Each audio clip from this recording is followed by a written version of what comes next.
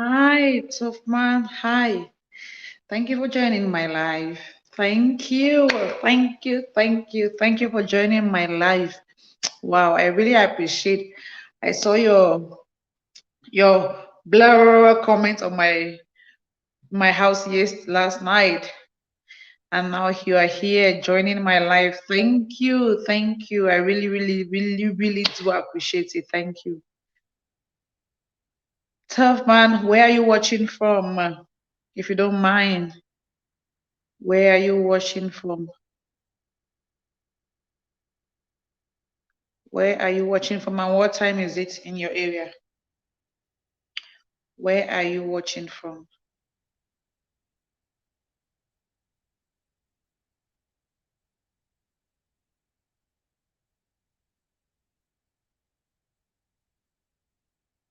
Oh, Jamaica, my Jamaican family. Wow, that's nice. Yeah, I know the first time I saw you was on I think Dolly's house or naturally Tammy. Yeah, Hi. Let me not say something wrong now in Jamaica. They start laughing at me. Let me not say something wrong. They start laughing at me. Oh, hi. Hi, Rita, the hustler. The hustler. I like your name. I like your name. Rita, the hustler. Oh, wow. You have my younger sister's name. Lovely hair. Thank you. Thank you. You have my younger sister's name, but the way she spells her own Rita is like Rita. There's no H. The hustler. I see you. I see you, the hustler. Oh, Tammy sent me. Oh, wow. I'm grateful. Thank you for coming. Wow. Look at my Jamaican people. Hey, I really want to say what they say. Wagwan. Is that what they say? Oh, thank you for sharing me. Hi, Tammy. Hi, Tammy. Top man is here. He said you sent him. I'm so grateful. Hi. Hi, Tammy. You guys don't mind my voice. I just came from a 10-hour night shift. I'm tired. That's why my voice looks cranky, cranky. Send my greetings to my namesake. I will. I would. I will. I will. I will. The hustler. I just like your name. First, you have my younger sister's name. Then it ends with the hustler. The hustle is real. On this street, even whitey streets, the hustle is real. Oh, hi, Carol. Oh, thank you for the thumbs up. Thank you for the thumbs up. I'm so grateful. Hi, Carol. Thank you so much for the thumbs up. Carol, am I owing you? Am I owing you? It seems like there's some few people I'm owing, but I have my list just to. I don't know if you're on my list. Am I owing you, Carol?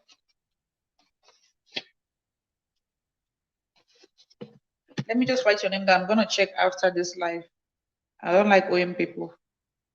I like to be diligent. Hi, everyone. I'm so grateful. Thank you guys for coming. Thank you guys. I'm driving my love, but I'm listening to you, darling. Thank you, Tammy. Thank you so much. Check. Post check if you have me. I'm gonna check. Let me get a pen. I'm just gonna write you down because I'm using my phone to do this live and I'm using my laptop for something else. So those are the only two gadgets I have. But Carol, I'm gonna check. Let me just write down your name, okay? I'm gonna check after this live, please. I'm gonna check. I need to get another phone. I really do, so that when I'm using my phone, because sometimes I even use my phone for work, so I can't really sometimes I can't really catch up with a lot of things on this whitey street. I'm grateful. Thank you guys. So today we're gonna be talking about empowering people, especially for some of us who are back home or some of us that your family depends on you. Oh, thank you, Tammy. Please thumbs up, share if you can. Like just support a sister. Like you guys just support a sister in your own little way that you can. Natural, I'm in your house, please return to me. Sure, I'm in your house, please return to me. Oh, okay, she will. She will. She is the bomb. Thumbs done. Oh, thank you, Rita. Thank you so much. I appreciate. Thank you. So today I want us to talk about empowering people, right? For some of us who are abroad, some of us who are back home, maybe you're the first child in your house, or you're doing your own small hustle, just like Rita the hustler. So, Rita, I know sometimes it's hard, even when you're back home, when you're hustling, sometimes you haven't even made it, but at least you are somewhere. And a lot of people who are just entitled to you. I brought this topic because if anyone visits my house, you understand that I think yesterday I posted a video on how to make scotch egg. It's a street kind of snack in Cameroon. And I posted it. And when I was back home in Cameroon, I'm presently based in Canada. I used to do finger food. I used to hustle. Like anything that would give me money. If it's farming, I would go to the farm. Like I wasn't that I graduated from the university, but I didn't allow my degree to make me my head swell or to make me carry myself. Oh, now I have a degree. I didn't depend on my degree. I could do literally anything I wanted that I found to do that will bring me money. So I used to do like a lot of chop what do they call them? Finger food, supply to people. I supply in stores, and then the stores when they sell those finger foods, they take your commission and they give me back my money. I posted it, and the whole idea of posting is okay, somebody can learn a new recipe that they can use to maybe make money or just a side hustle or use for a business. And then I have this sister who I have this sister. She came. She's like, "Oh, we don't want Scotch. We want Christmas clothes." She's indirectly telling me that she wants me to send the money for Christmas, which is okay. But my question is the entitlement. My question is, how do you deal with family members? How do you deal with friends who are so entitled? They feel like you owe them something just because you are hustling or just because they feel like you are abroad or somewhere. They don't even care of your living condition. They don't even care if you are okay. With all this COVID and lockdown, they don't even pick your phone and call you. I'm like, oh, we heard there's COVID. People are dying in Europe. People are dying in America. How are you? They just believe that when it's Christmas, you have to send the money. Or when their child is sick, they have to call you, you have to send the money. Or when something happens, you have to send the money. So I'm talking about how do we deal with these entitled people and how do we empower people so that people can learn to be on your own and not be very codependent. Because sometimes it's hard. Sometimes it's really hard to shoulder a lot of family responsibilities. Sometimes it's hard. That's a reality. If you're abroad, you have bills. If you're back home, you are still hustling. You are still struggling. Maybe the business you're doing, they have seen you're doing a business, but the business is just breaking even. It's not even bringing you much income.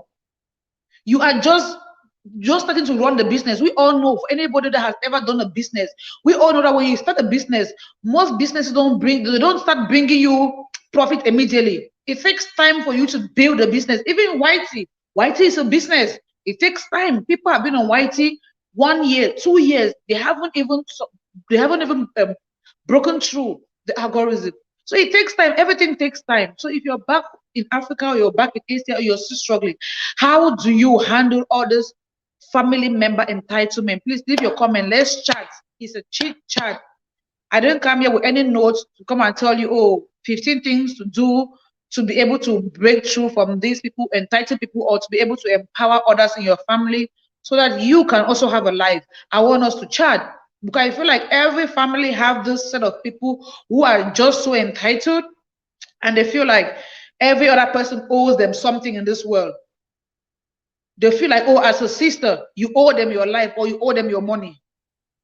So how do you deal? Do you have this kind of people in your family, on your community? What is your advice? What will you? It's Christmas. People are out here. People are struggling. A lot of people are struggling this Christmas.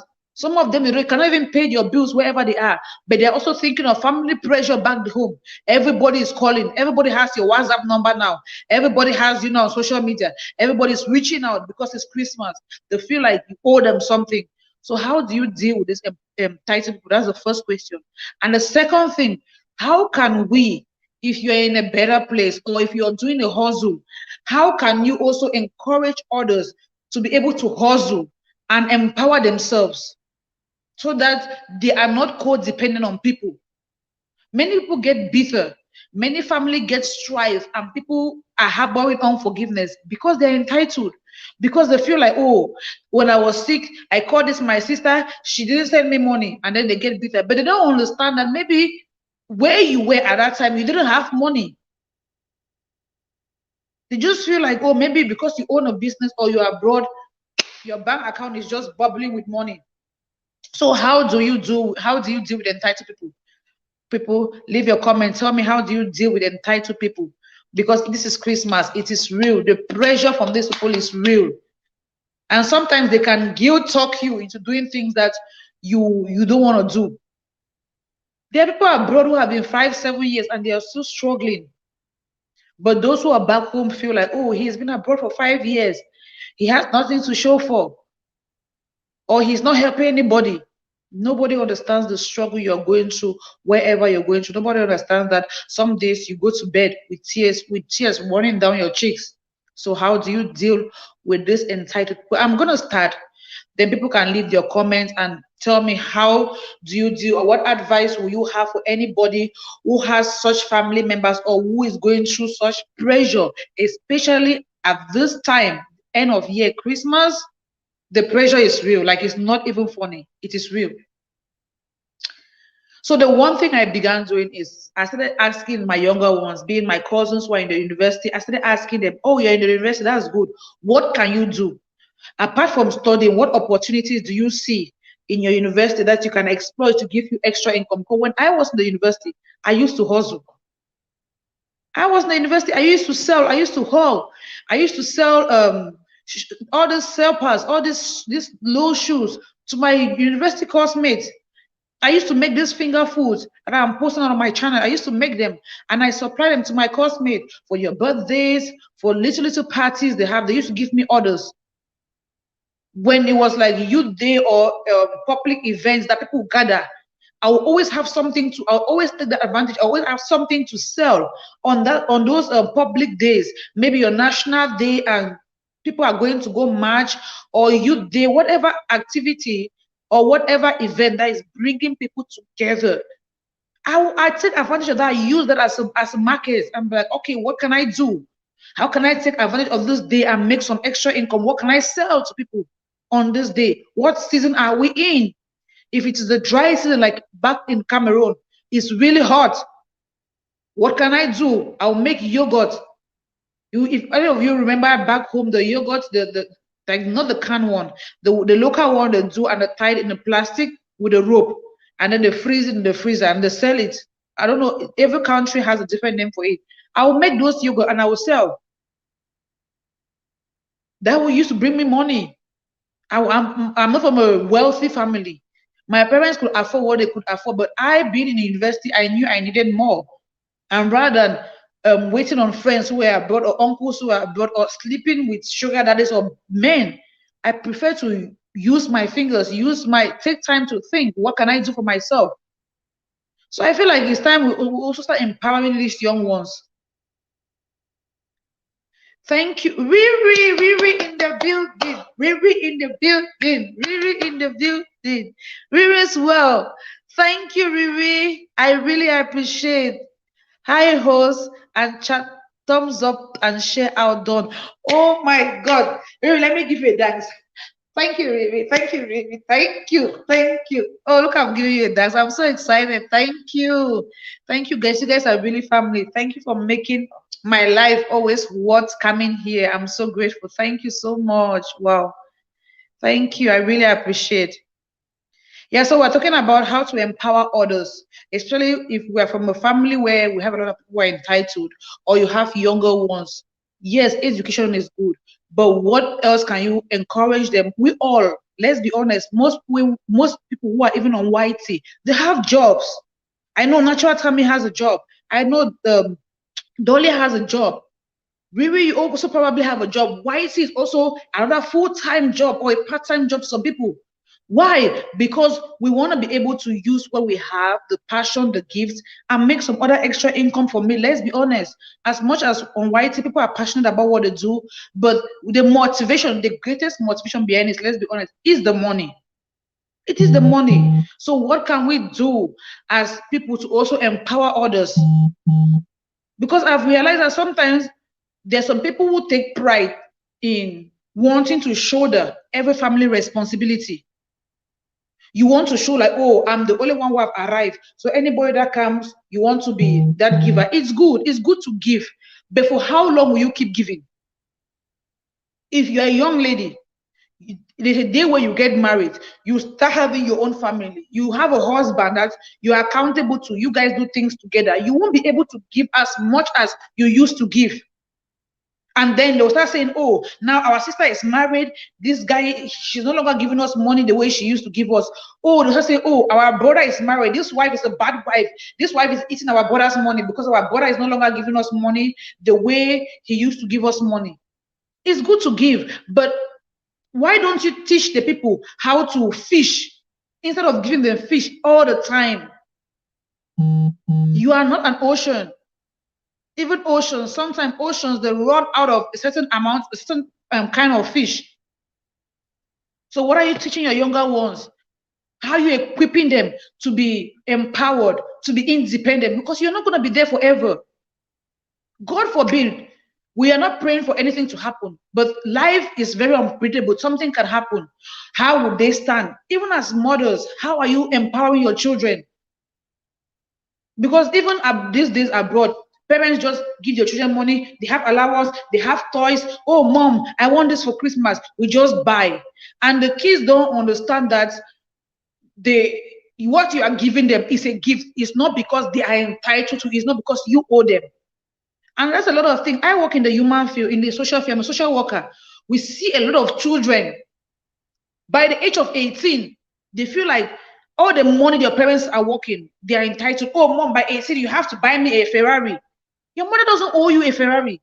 By 18, you can go work. But how do we shape your mentality before they get to that age of 18, where they become a nuisance even to you? Where they will not throw tantrums because you don't give them what they want. Are we guilt parenting? That's the word for it. You don't want to feel guilty. Oh, my neighbor's child has a bike. Oh, I don't have a bike.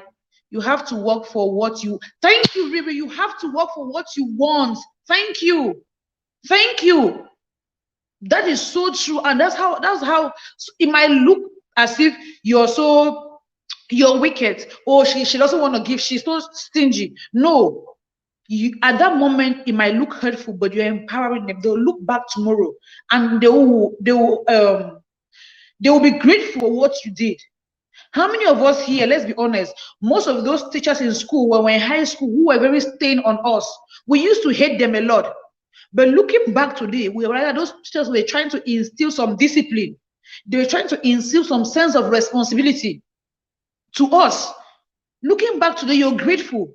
Even God, sometimes the Bible says that God will use our challenges to mold us.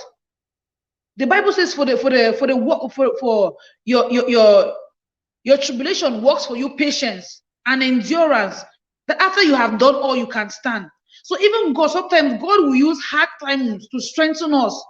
Many of us today, we are hustlers. We are strong because of the things we have gone through. They have not defined us, but they have molded us to be better people. So to empower people, sometimes you have to allow them fall. Sometimes you have to allow them make their own mistakes. Let's not be quick to spoon feed people. Sometimes let them. I have a friend who always used to say, hunger is the greatest motivation. Cannot depend on your parents for the rest of your life. Thank you. They cannot depend on your parents or your siblings for the rest of their life. They need to learn how to hustle. They need to learn how to do something, use their hands to do something. Yeah, I know sometimes they'll say, oh, we are in school. Apart from your certificate, I said it last time on my last video, that sometimes the things that will bring you money, the things that God will use to bring you breakthrough is not even related to your degree. So apart from that degree, what other thing can you do with your hands? The Bible says, whatever your hands find to do it as if you're doing unto the Lord. She says, I will bless the works of your hands. What can your hands do? Apart from that educational degree, anybody can have a degree. But what are you good at? What can you do so that if you're not even if you're in a country like in Cameroon where after university to get a job is difficult, why waiting for that job? What can you do to empower yourself? Thank you. If you aren't book smart, learn a trade. Really, I feel like even nowadays, both nowadays, book and trade. Where I am in Canada, I wish I learned back home how to do hair. I wish I learned how to sew. Honestly, where I am now in Canada, I wish I learned how to sew. I wish I learned how to do hair when I was back home. Because these are things that give money. These are things you can do as side hustle and boost your income without stressing. So I feel like even if you're book smart, learn a trade. Like learn a trade. It's gonna help a lot of people learn a trade. Have something to fall back on when the going gets tough with your corporate job or with your degree or with whatever you think you have. Have something to fall back on. Somebody said nowadays even one stream of income is not fulfilling a home. So if you're book smart, you have a degree, why don't you just take the advantage?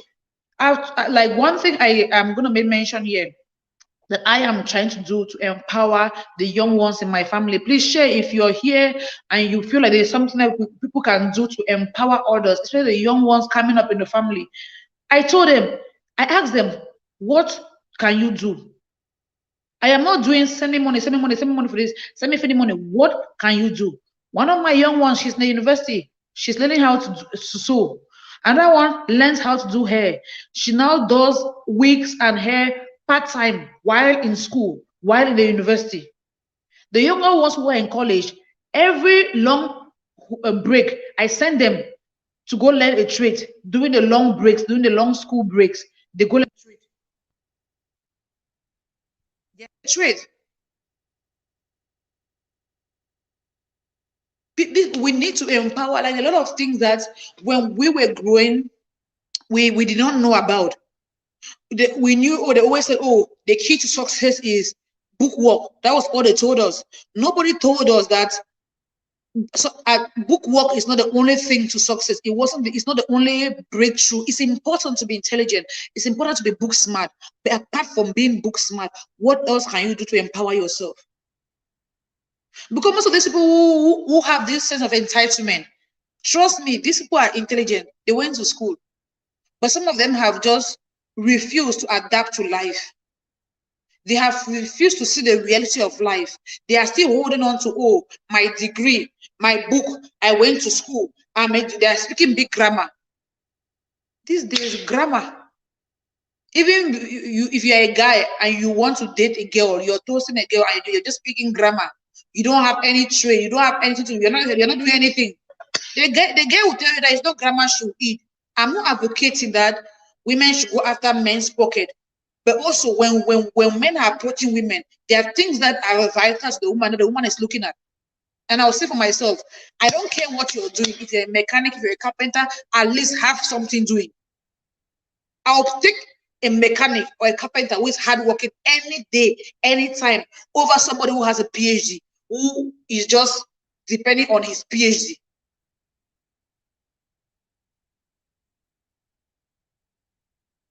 Yeah, so we say that's a good thing. Send them out. They can learn multiple trades so that they can pick choice, and that's true. Let them learn multiple, because sometimes at that young age they don't even know what they want. So okay, go learn mechanic. When you're done, okay, any spare time that they have, put them somewhere. Let them learn something. That thing might be what is going to bring that thing might be beneficial to them in the future. They might use it at the moment as a side hustle. Why? Maybe in the university.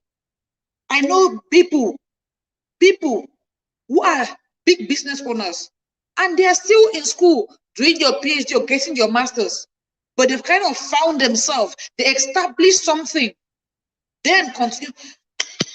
It's like I feel like it's in Africa where we just feel like it's book, book, book, book, book. When you travel and you get exposed, you realize that people switch career abroad, even at the age of 60. At the age of 60. So sometimes it's good to learn things, set up a business, and you're doing it. Oh, Riri say, I love your accent. Thank you.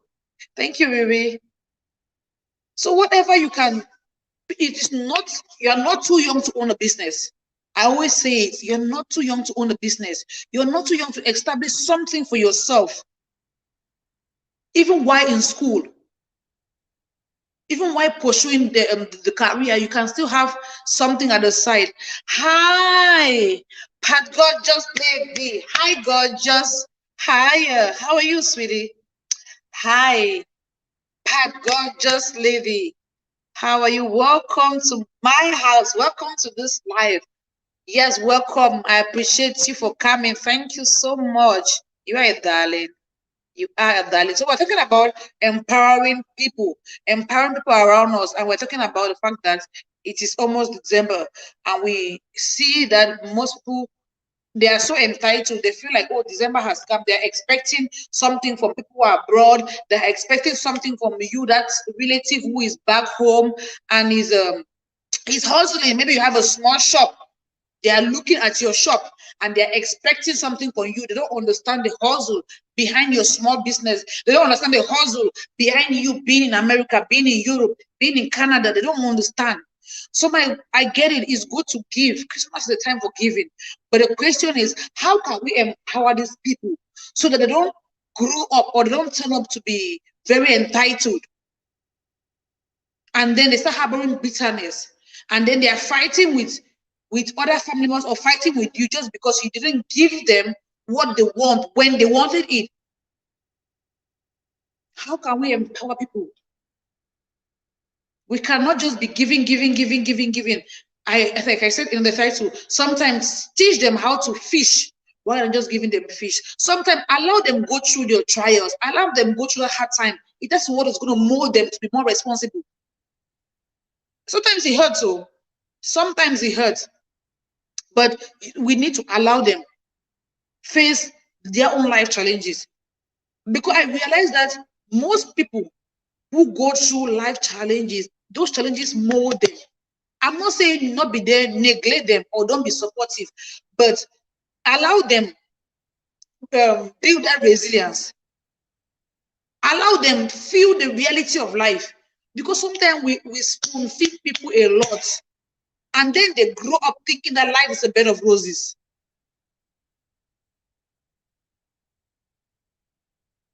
Thank you. Sometimes we have to go through hardship to come out at the top. That is the simple truth. That's the simple truth. I said that one of my friends used to say, hunger is the greatest motivation. That if you grew up and you slept hungry 2 days in a row, your brain will start working. You start thinking like, okay, what can I do? Like if I don't salvage, so I'm probably gonna die. You will start thinking. You will start thinking. So a lot of these people who are entitled, they are not thinking. They are not working on their brain. They are just sitting there, knowing that each time they slip their finger, your sister, your brother is at their beck and call. Some of them need to be informed. Lack of information makes people think they are stuck and can't live the life they desire without begging others. Very true. Very true. Information is very powerful. Even the Bible says that people are destroyed for lack of knowledge. Information is very powerful. Information is very powerful. We really need to. Let's have these conversations in our families. Let's call our younger ones close to us. Have these conversations with them. Ask them real questions. Oh, you're in the university. Apart from this book work, what else can you do? Don't you see that during your long breaks, you could learn a trade? You could learn something. You could go learn how to bake. You could go learn how to sew and start up your own small side hustle while in school. Maybe doing whatever trade you learn during the weekends while doing your schoolwork during the week. You really have to. I know when I began my YouTube channel, a lot of my family members asking me, like I was begging them, you guys subscribe, share, like, comment. They were looking at me as if I was mad. I'm like, please, I really need to. They were like, how important is YouTube? But they consume They watched it on YouTube, but nobody understood the back office or the whole algorithm and the whole creative part of YouTube. They were more the consumers of YouTube. Nobody understood the creative part of YouTube. I had to be the one explaining to them before some of them could even subscribe to my channel. So we really need to be able to educate our young ones, educate them. I feel like in this era, this 21st century we are in, formal and informal education is very important. It's not all about grammar. Formal and informal education is very, very important. I just said that I wish I would learn how to braid hair when I was back home. It's now that I'm struggling to braid my own hair, twist. I can't braid hair to save my life. I can't sew to save my life. But those are little things that when I was growing, we used to, on the look, we felt like, oh, those who learned trade were not book smart. Or those who learned trade were those who were struggling in school, they were not book smart. All we knew how to do was book and speak grammar. And we like now that I've grown up, I've traveled, I've realized that yeah, it's good to be educated. It's good to, but apart from your education, what else can you do? A lot of people, let's be honest, a lot of people in this 21st century are not even using your degree. Their degree probably gave them knowledge, gave them the information, just like Pat Gorgeous said, it opened your eyes to knowledge, the world of knowledge. But your passion, your drive, your discipline, your ambition, your goals is what is driving them. And a lot of people are doing, we know of engineers. Amazing Kitchen Corner. Hi, thanks for coming. Oh, amazing. Thanks for coming. Amazing Kitchen Corner. Thanks for coming. Hi, host. Hi, everyone. Thanks, sweetie. Thanks for coming. Thanks for hopping on this live. I'm so grateful. I appreciate. Please share. Thumbs up if you can. Just support a sister out here if you can. Yeah. So we're talking about entitled people and how to empower our own so that those beside us, those around us can learn to be independent and not codependent on us. It is very mentally draining. It is very mentally draining. I don't know about anybody. Imagine you starting a small business back home. Your business is thriving. You the profit you are making, you are trying to put back in the business to grow the business. And then you have those family members who are just around you asking for that, asking for this, asking for parts, asking for sugar, asking for Maggie cube. Those little things that they could do something for themselves to be able to sustain themselves in those little things. But they are still depending on you. Even those abroad, it's Christmas. Many people have bills. Now you are struggling. Oh, okay, how do I balance my bills? I have this uncle in the village. I have this cousin here. You have a whole, oh my God. Oh my God. There are so many people on the live today. Thank you guys for coming. I appreciate. Please leave a comment. Let me know you are here. I really do appreciate. Oh my God. Like, I feel like giving all of you guys a hug. Thank you guys. Thank you guys so much. So how do we empower these people? How do we teach our young ones?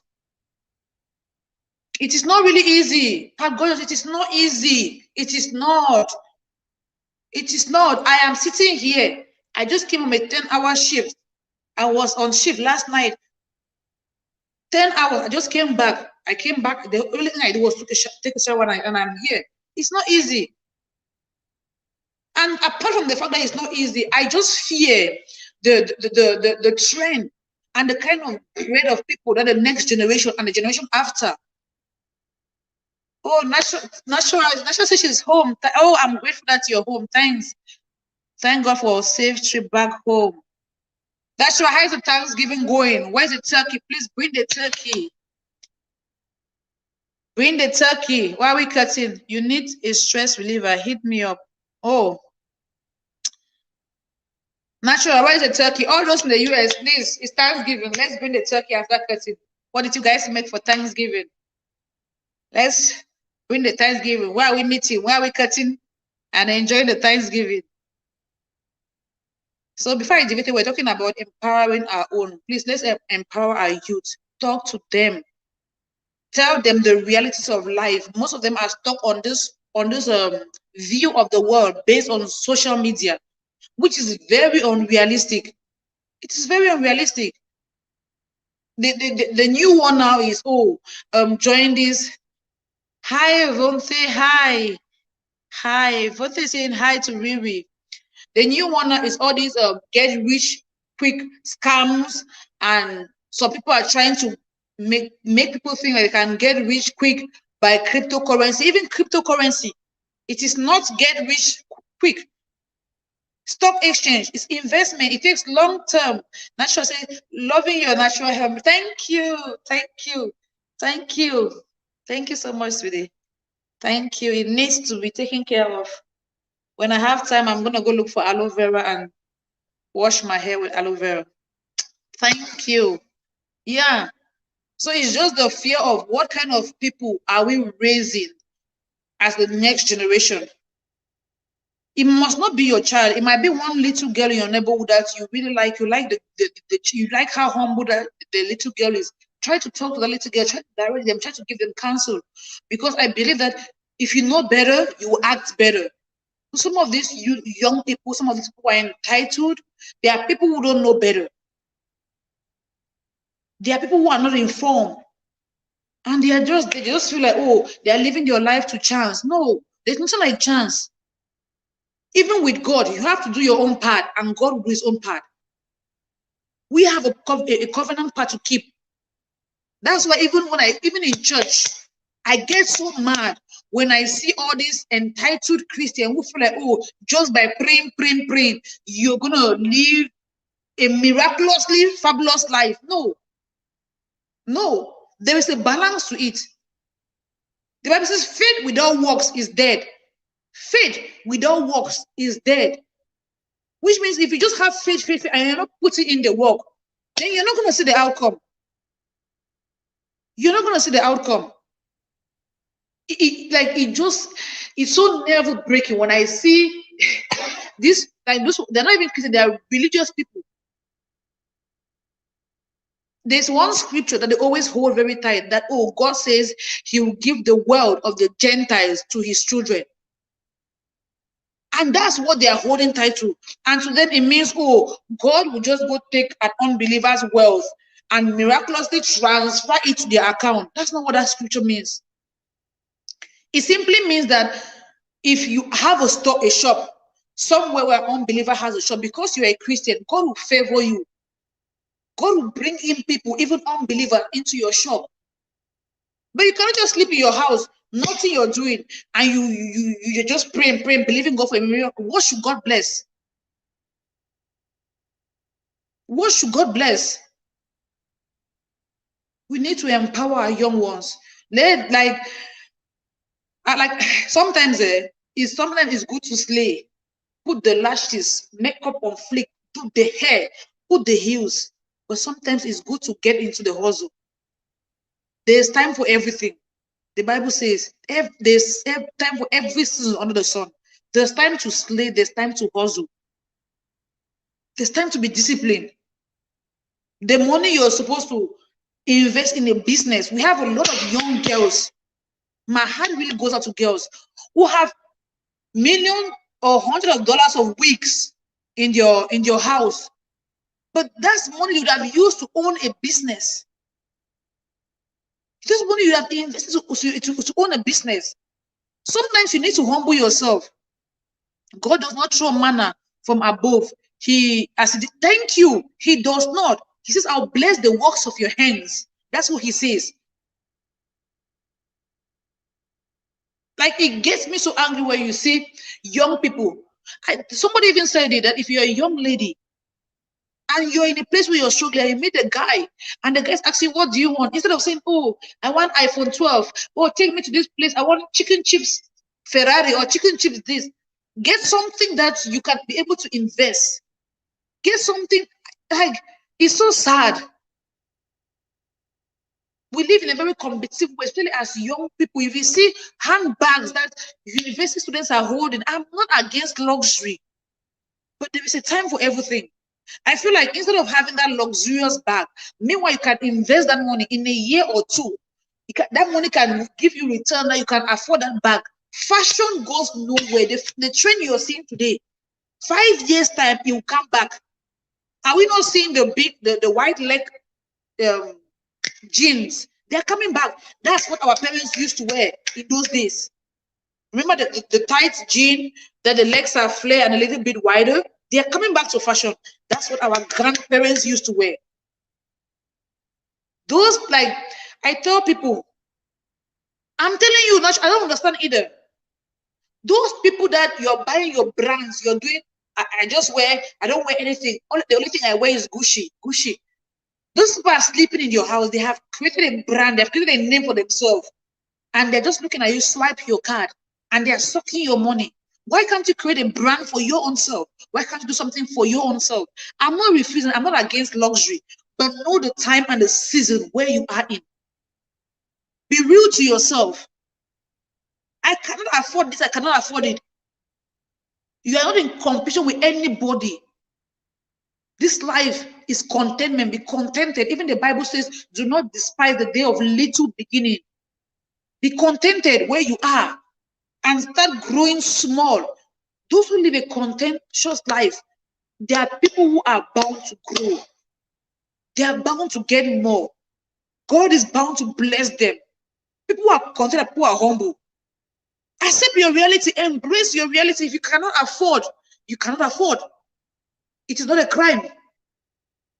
The fact that you cannot afford today doesn't mean you cannot afford tomorrow. But it's what you do today with the little you have that will determine how great your tomorrow will be it financially, be it with your time, be it with discipline. Yeah, some of us want to lose weight. Our own area of empowerment is self-love. We don't like the way we look. We want to lose weight. Oh, I wish I could lose weight. But everything you see, you eat. They say exercise. No. There's no discipline.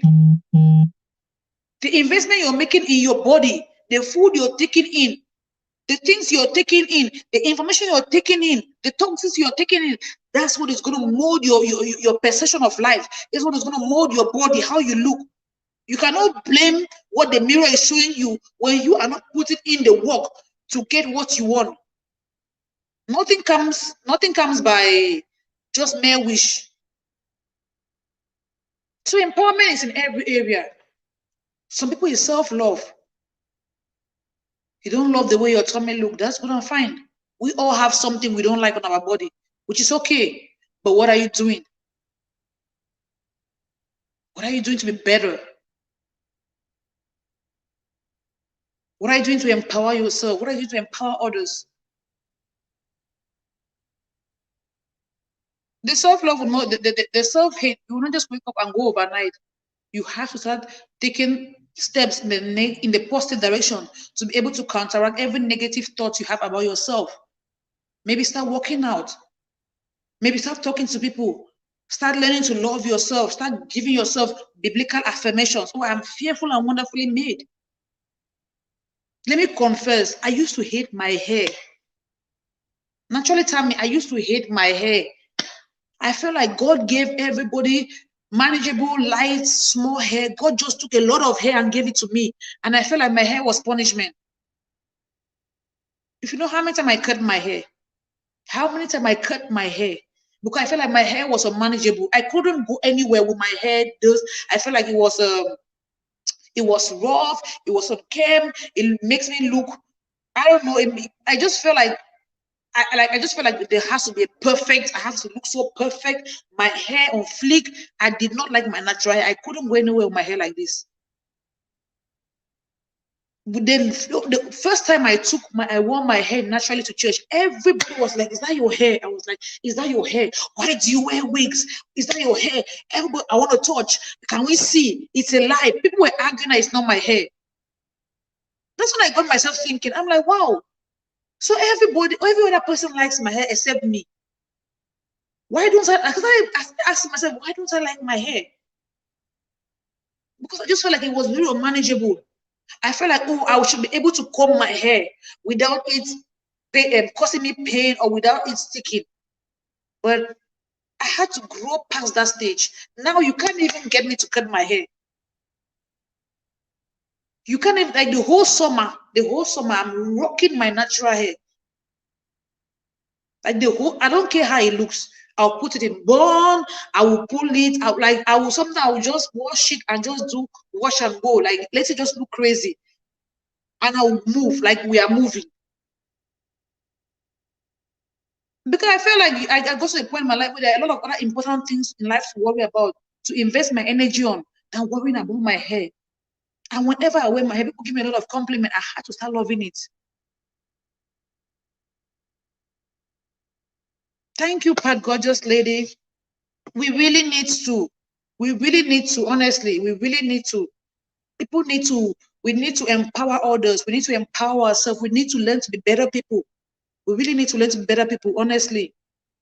This sense of entitlement is killing a lot of people are broke. A lot of people are they're mentally stressed because of family members. Because of family members. But I feel like if we have to break through that trend of seeing a lot of entitled people around us, we have to be models. We have to be the one talking to them. We have to be the one having those heart-to-heart conversations with them and changing the narrative. Changing the narrative.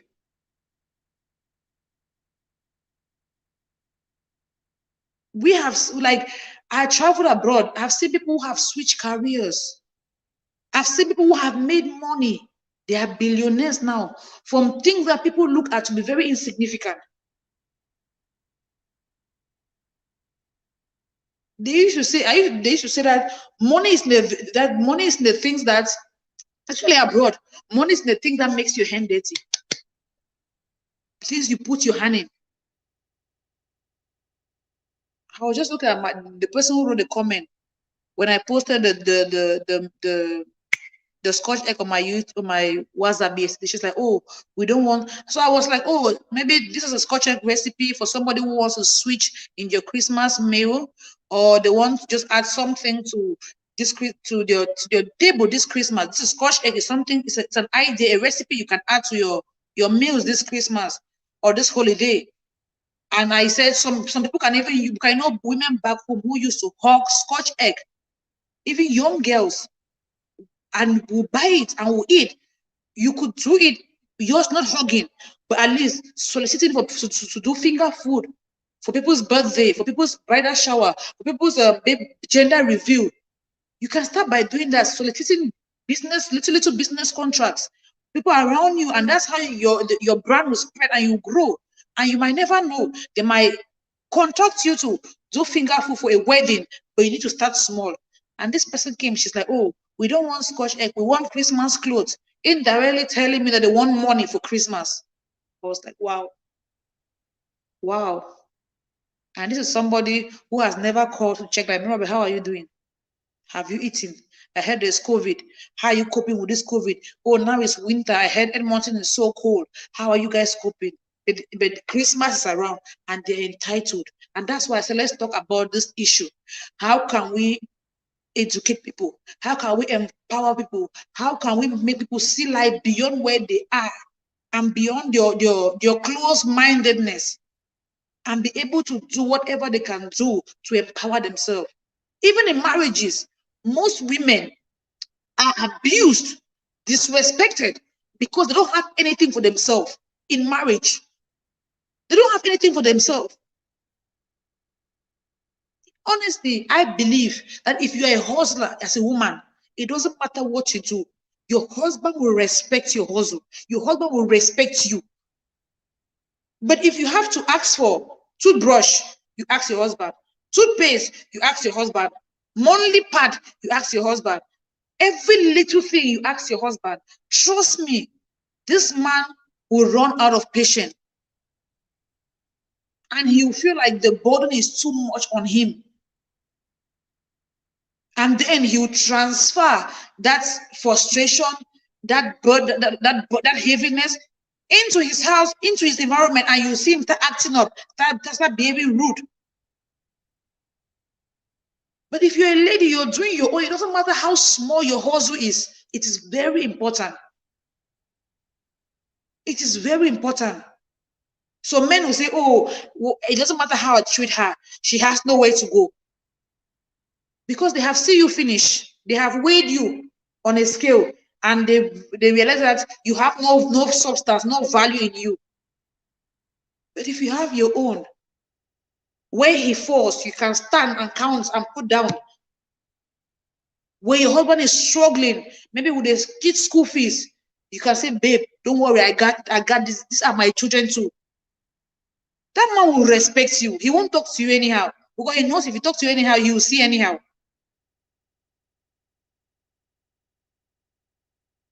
So women, please let's talk to our young girls. By the time you're looking for somebody that has something going on in his life, that has a job, that has a car, that has his money, make sure you also have yours. Make sure you have yours, or at least you have something you're doing. Make sure you have something you're doing. Don't allow your codependent on a man or on somebody give room for them to abuse or disrespect you. Like, it is not worth you losing your respect when you can do something. You can empower yourself. You can empower yourself. I was talking to a little girl the other day back in Cameroon. This little girl, like, somebody reached out to me. They say, oh, Mirabel, we see this little girl on your Facebook page. We know she follows you. Do you know her? I said, yes. And I was giving a good review of the little girl. I thought maybe somebody in America have seen the girl. I want to marry her. And they were trying to do investigation.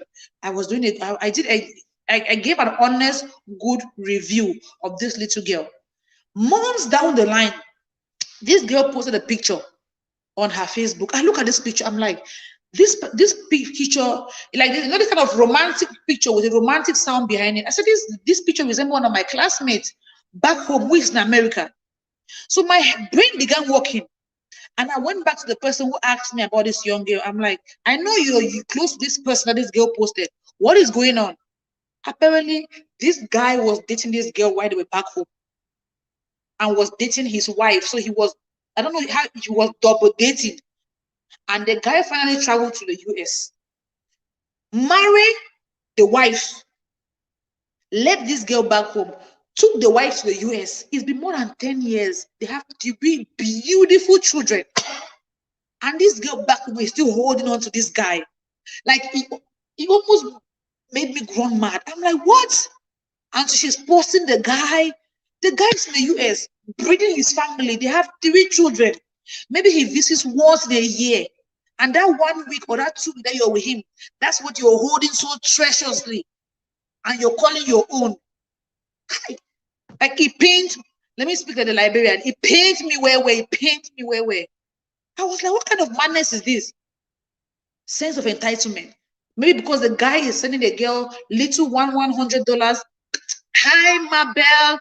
Hi, Mabel. Hi, Ebu Mabel. Hi, welcome to this live. My Ebu Mabel.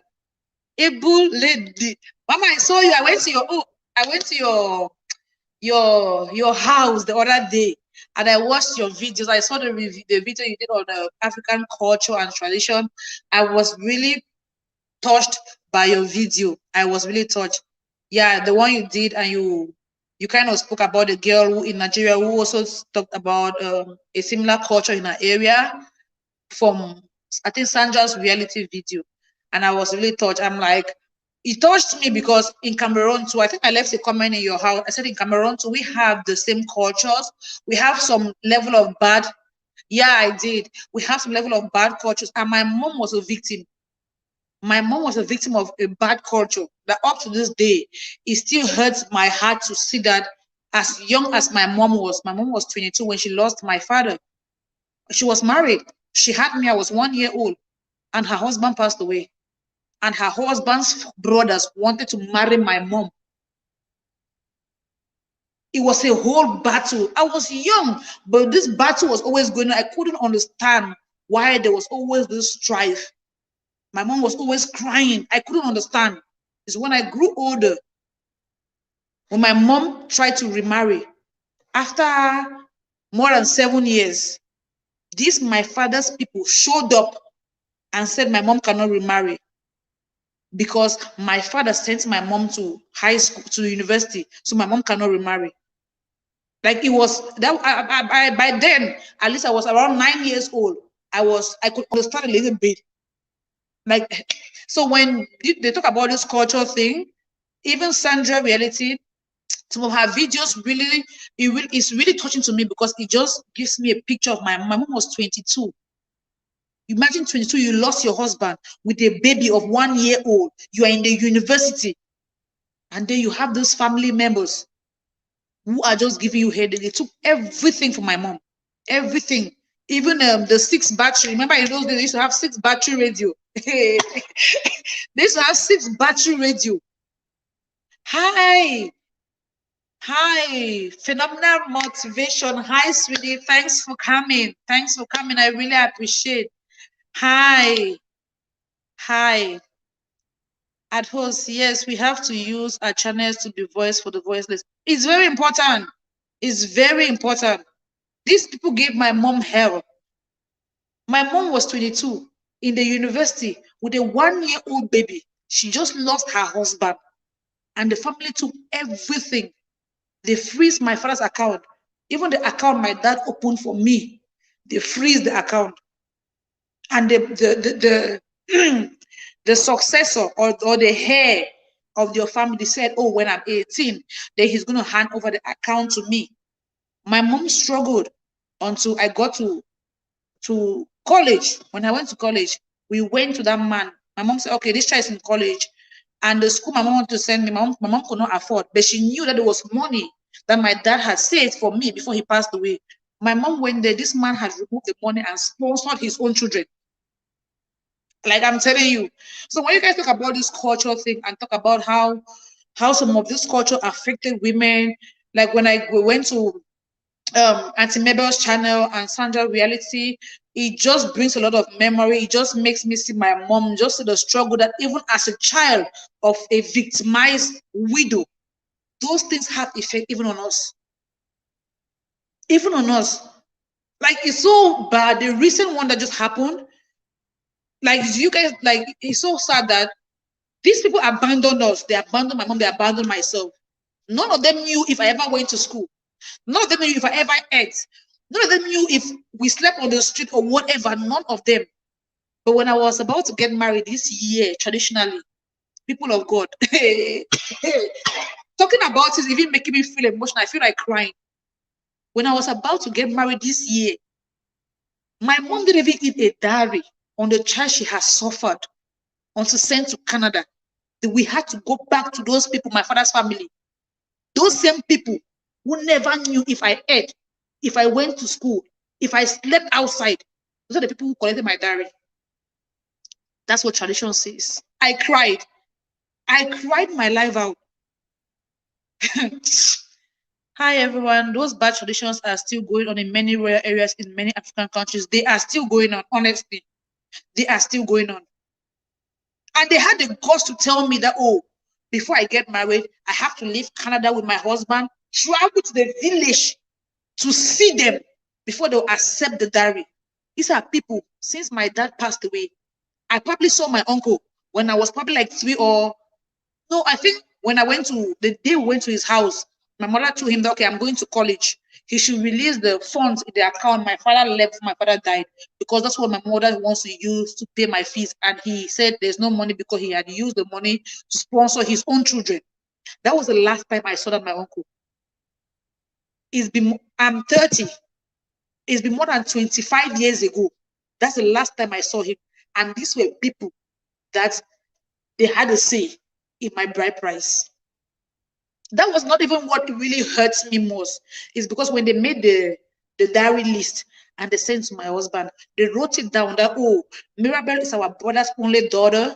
She's the next of kin, and she's supposed to contribute in family affairs, financially, spiritually, and physically. Can you imagine? And these are people. They're my father's elder brothers and elder sisters. Their own children have gotten married. They have shared their family land. Nobody ever remembered that my dad had a daughter, that they could give me even a land or a spoon of salt when their own children were getting married. But when it came to my turn to get married, because of culture, I had to go back to them. And then They told my husband that I am your brother's only child. I am um, I am to contribute in family affairs financially, spiritually, and physically because now I'm in Canada. So I asked them, I'm like, what if I died? What if I got, yeah, because they were trying to make the whole bride price thing so tedious on my husband. I was like, no, I had to stand up. Naturally, I'm serious. I had to stand up. I'm like, no, you guys are not going to do this. I'm like, this is what they did to my mom when my dad passed away. I'm not going to allow you guys to do it to me. I stood up for myself.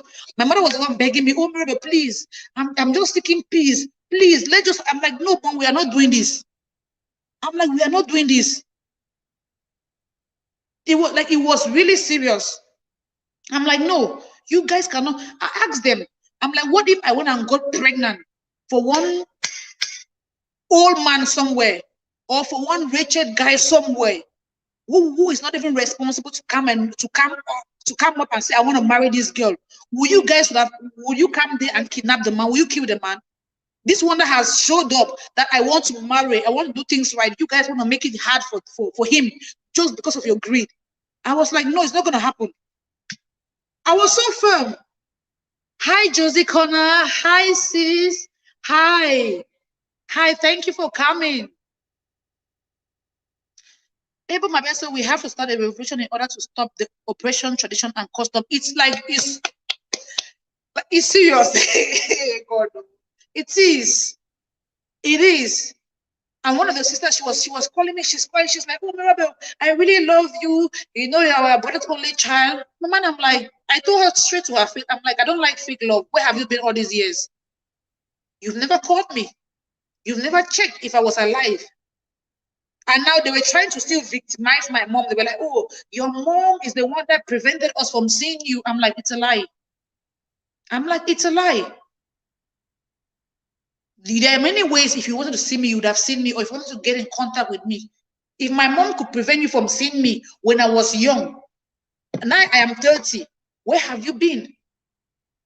All these cultures, like, so when you guys talk, that's why when I go to channels and they talk about those things, I'm really glued to it because it just makes me feel better. It makes me realize that I'm not the only one. My mom is not the only one that has been victimized by culture. And it's sad because these things happen to widows. People are already hurting. People already have a lot in your plate. Imagine Sandra Reality. She had 2 children, maybe no job, very young, not working, and she lost her husband. My mom, was in the university. She was barely 22. She had a 1-year-old child. My mom wasn't working. My dad was the breadwinner. And then the little money the husband had, you confiscate the money. How do you want her to survive? How do you want the child?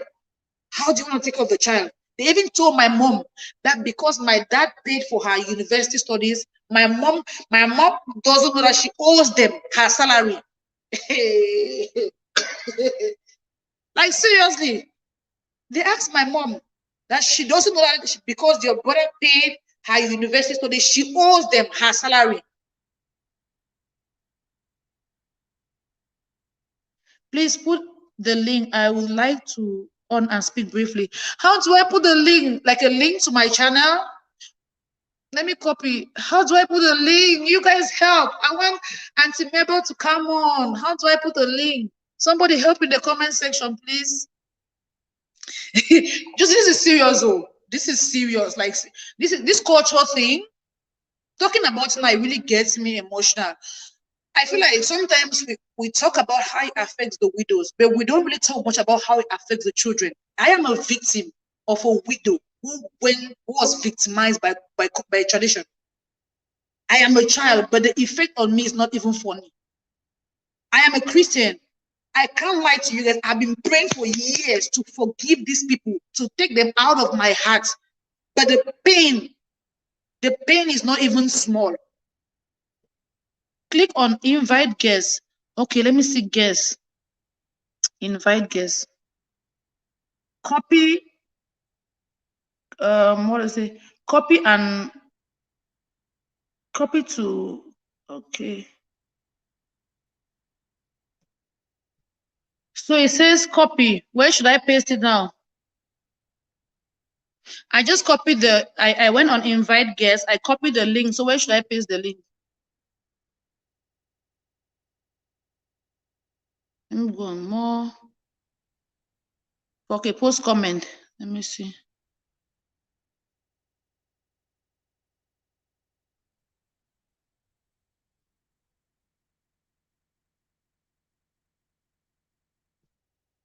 How am I trying to paste it? It's not going. It's just showing me.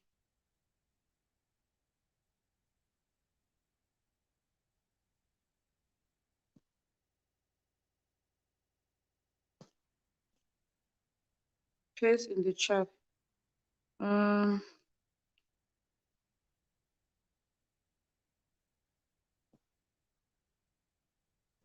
Okay, chat. I just did. Oh, I just did. Oh, that's nice. Thank you. I just copied out this. Thank you. Is it visible? Yeah, I did it. I did it. I did it. Yeah. Thank you, guys. You see, you guys are my real MVP. I'm learning from you guys every day. Thank you, guys. Another one I want to learn. When I was coming live, I was trying to turn the live to be more portrait, like this way. But I don't know why. I don't like the black space on the side. So what should I do? You, yeah, I learned something new. Thank you, guys. Thank you, guys. Look at my happy dance. Thank you, guys. Just like, thank you, guys. I really appreciate. I'm grateful. So there's a link. Anybody that wants to hop in and talk about this culture thing, because I like to talk about it, but it's very triggering for me. Like it's hard. It's hard. It's hard. It's really hard. Do you have iPhone? No, I'm using Samsung. I'm using Samsung. Turn the phone horizontally next time. I tried turning it next time, but it was like this upside down kind of view. But somebody said before you log in on the live broadcast, there's a place where you choose the framing of the broadcast. That's the one I tried for like 15 minutes before I came on live. Turn the phone horizontally next time. I tried really in the beginning. I turned it horizontally. Make sure the lock is off first and turn it horizontally. Okay. Before you go live. Oh, okay. I'll try that when I go live next time. Thank you guys for all the input. I'm learning. Thank you guys. I really appreciate. So it says invite guests.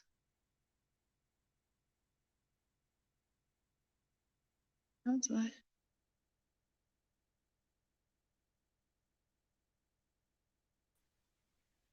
Hello. Yay! You see, I did it! I did it! I'm so excited! I did it! Hi, Auntie Mabel. I did it! Thank you. Oh You're wow! welcome, This dear. life is free though. This is serious.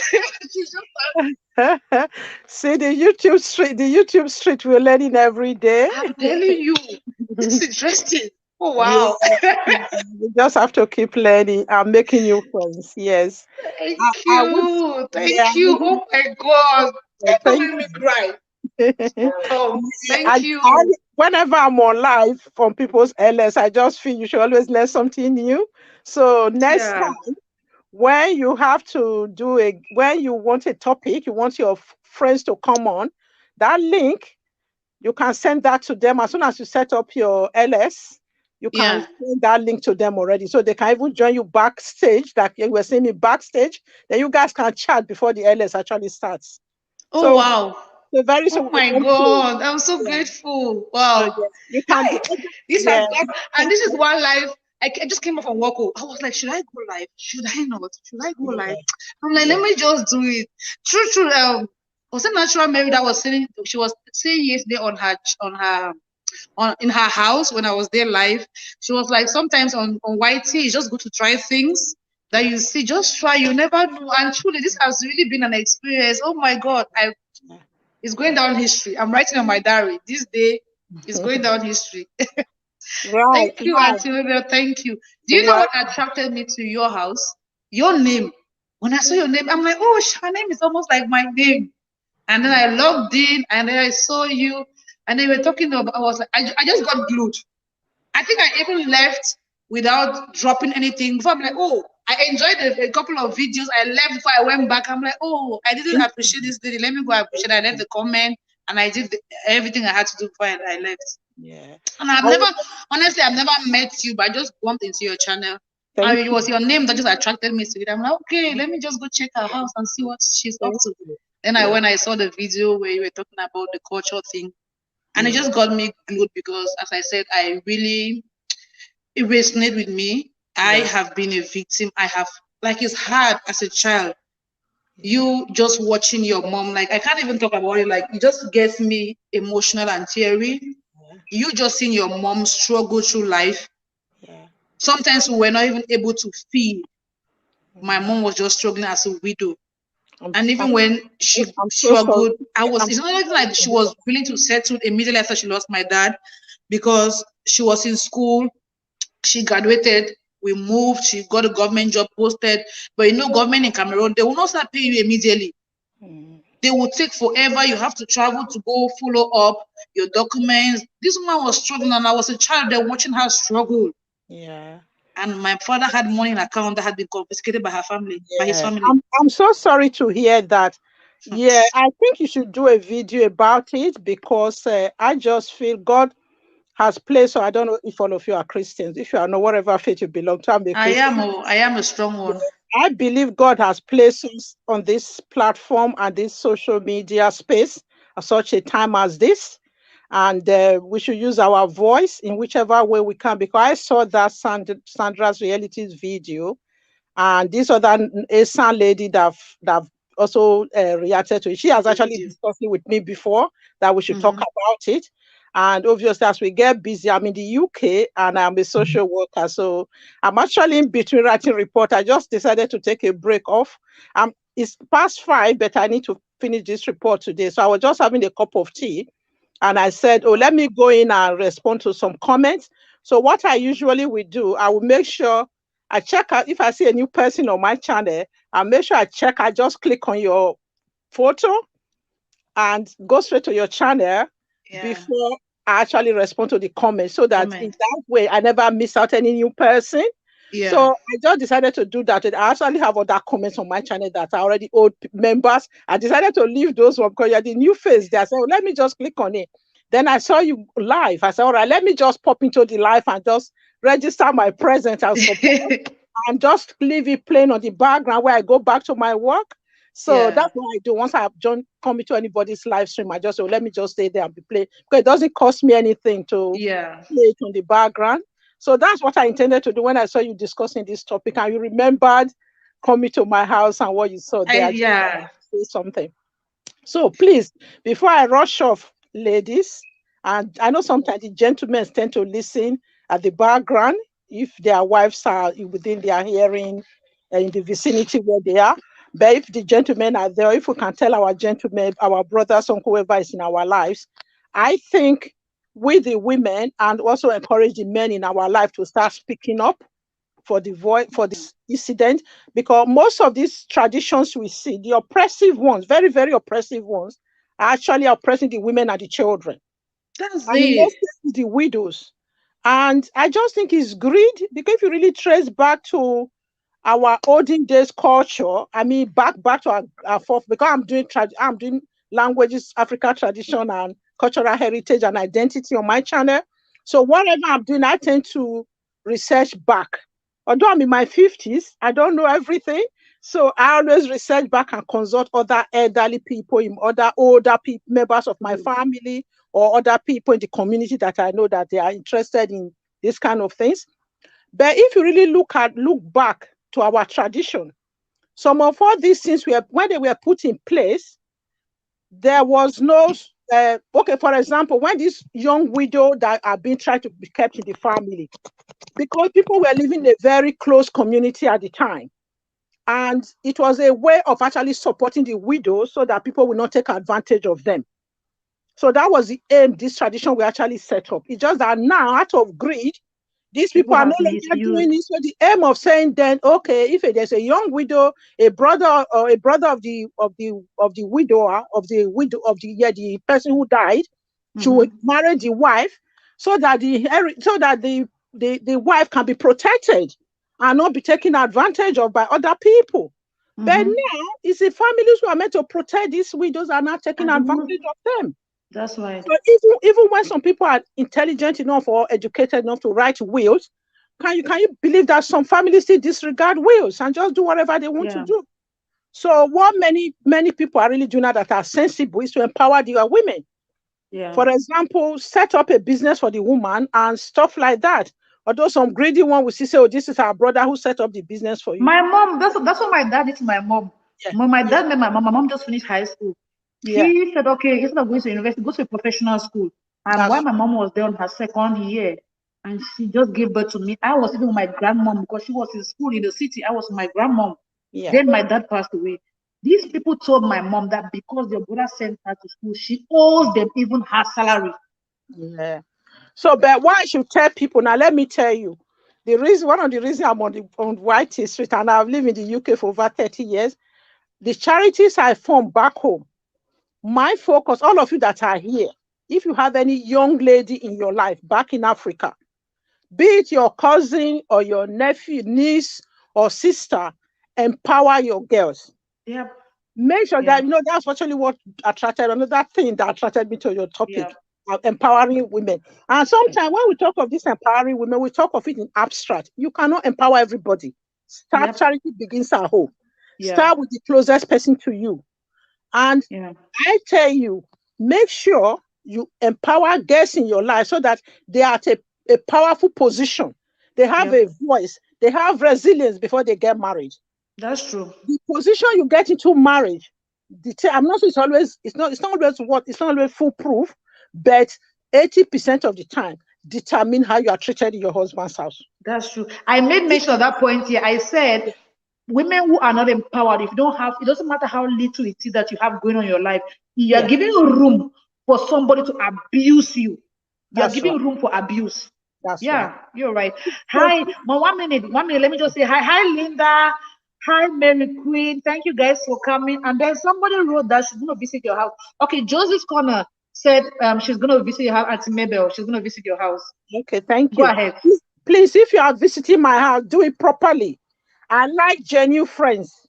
I don't like the subs for sub. No, Joseph Please Connor, make sure, she's the bomb. yeah, She's the then bomb. make I sure you tell you, please she's the bomb.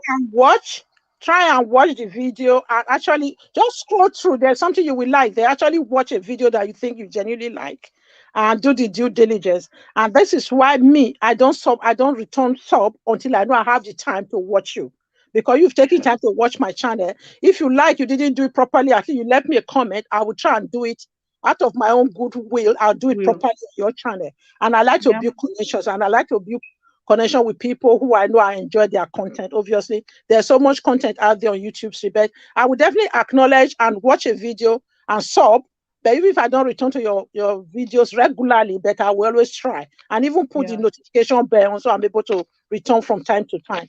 So we really have to, that's another way of empowering each other. yep. Let's just be honest in little things we do. And please, please, please empower your girls and just look out. Don't, especially in Nigeria. I know many people are always pushing people to go to university. Not everybody has to go to university. If Thank you think, you. yeah, Thank you. That's what I was yeah, saying. yeah, If you look at my comments, I said that I feel like in this 21st century, we should not just be book smart. Be yeah, formal and informal education is very, very important. I have a degree, but I wish I learned how to braid hair. I wish I learned how to sew. yeah, yeah, Because sometimes the things that will bring you breakthrough, the things that God will use to bless you, are not even the things that your eyes will really are. They're the very little things that will absolutely, open doors for you. We know a lot of people who are engineers, who are degree holders, but they have built other empires outside your formal education. absolutely, Yeah, absolutely. So, yeah. any, oh gosh, okay. Anyway, what I really want to say before, just give me 1 second. No, no, my work phone is supposed to be ringing, but it's not. It's not important because I don't take phone calls after 5 p.m. It's past 5 p.m. in the UK. I'm just trying to catch up on my report and stuff. Yeah, because I'm a social worker too. You see how we connect? I'm a oh social worker. I wow, just came back from work wow, this morning. I'm a social worker too. oh I work wow, with families. I work on the family. It's a program called Family Reunification Program. oh We wow. reunite the Aboriginals in Canada, those who have been on street and the system taking your children in foster home. We Yeah, run the women through a program where they can detox and have a normal life. And then we take your kids from foster home and we reunite the kids with their parents in mm, a facility, and we develop the parents on their parental skills and prepare them for the society, prepare them for them absolutely. to be able to live out. Yeah. So you see, Beautiful, we are really like, beautiful, Auntie Mabel, beautiful. you are my auntie. Like you So are. Wow. what can you That's do? nice. You this is your Instagram on your page? Is your IG on your page? I think so. If it's not there, just go back on my description box or about. Send me an email or IG, whichever one is quicker for you, so I that we can will. I exchange our will. telephone numbers and connect more on a personal level. Yeah, I know. and Josie probably said some. exactly, Victoria. I wish I knew how to do those things. I'm telling you, I knew. I wish how I learned, and I said it. I said I know friends that when we're in school, their parents were not. Their parents could not afford their secondary school, and they sent them to go learn trade. Yeah, For us, it was kind of a shameful thing for you to drop out of the school and go learn trade. But yeah, those girls, Auntie Mabel, today those girls learn the trade. They opened their shops. And yeah, then they use money from their shops. They went to evening schools. They have degrees now, like I do have degree. But yeah. now, if we go to the job market, they have more opportunities because they have a trade. They have a business of their own. Now they have a degree like me. So you see, so sometimes it's not the route you take. That's why I said in life, contentment and focus should be our Yeah, drive. And I was absolutely. talking about a lot of girls nowadays who have misplaced priority. We are seeing them wearing Gucci. We are seeing them using iPhone.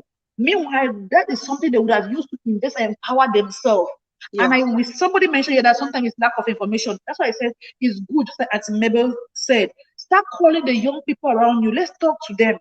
yeah, Let's educate them, because I believe that if you know better, you would do better. Let's start absolutely, educating them.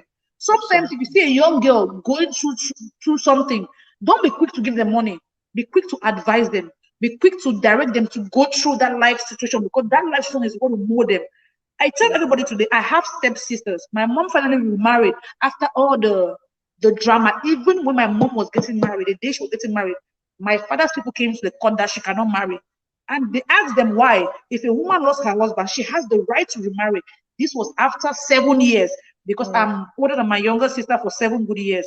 mm, Yeah, it was a whole issue. Even after my mom remarried, my stepdad had money. So my younger ones, they didn't have the life I had. They don't know the struggle I struggled. They have never slept hungry. They mm. always had the good things of life.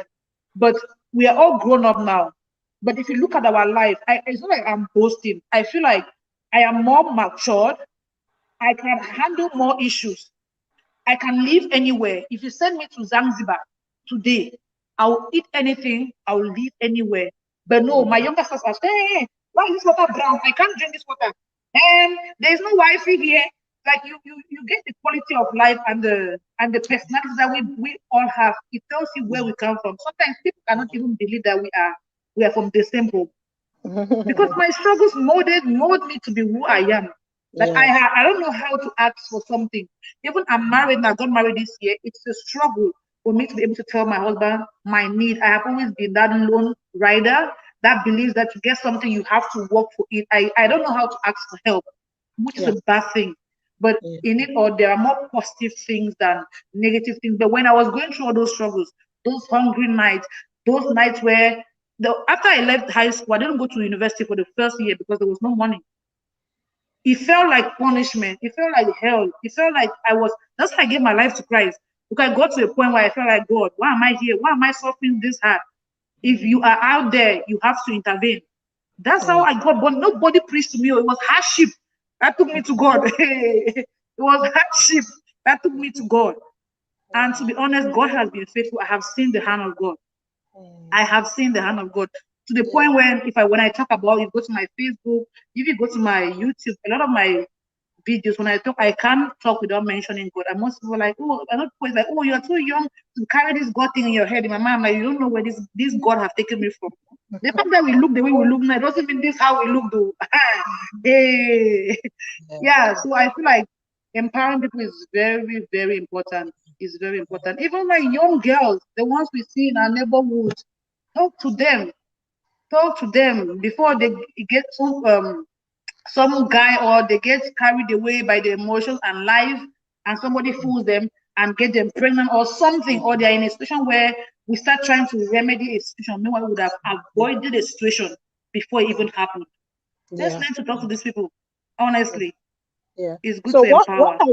what I will just add to what Maribel has already said is this: these young people, when you see that you cannot help everybody, so please don't. I'm not trying to get trick. Yeah, Don't have that guilty thing that you must save everybody.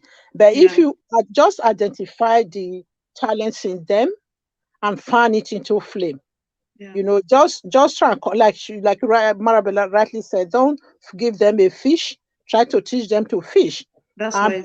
that if it's by just even if they want to go to uni, you don't necessarily have to pay university fee for them. Try and find out what they can do, a trade they can start. Because to Mm-hmm. take on university fee for everybody is not going to be easy, or even for one person. Mm-hmm. So if you teach Mm-hmm. them to fish and say, okay, you develop this. So with time, like you rightly said, we can say give example of those your classmates and say if you develop this in the future, in the next 2 to 3 years, you might be able to go to that uni and be able to Mm-hmm. fund it yourself. So just those little things. And when we see widows as well, that's the charity I start back home is helping the very deprived families to give them small money just to start a store in the market. There are people who are so deprived that they don't even have equivalent of £100 or less, which is Telling about you. 10,000 naira or 15,000 or 20, even 30,000 naira in Nigeria to start just a basin of rice or gari to start market. Sorry, my lighting is a bit poor. It's So okay. yeah, so all those little things we can do, but because I know sometimes when you give it to them indirectly, they won't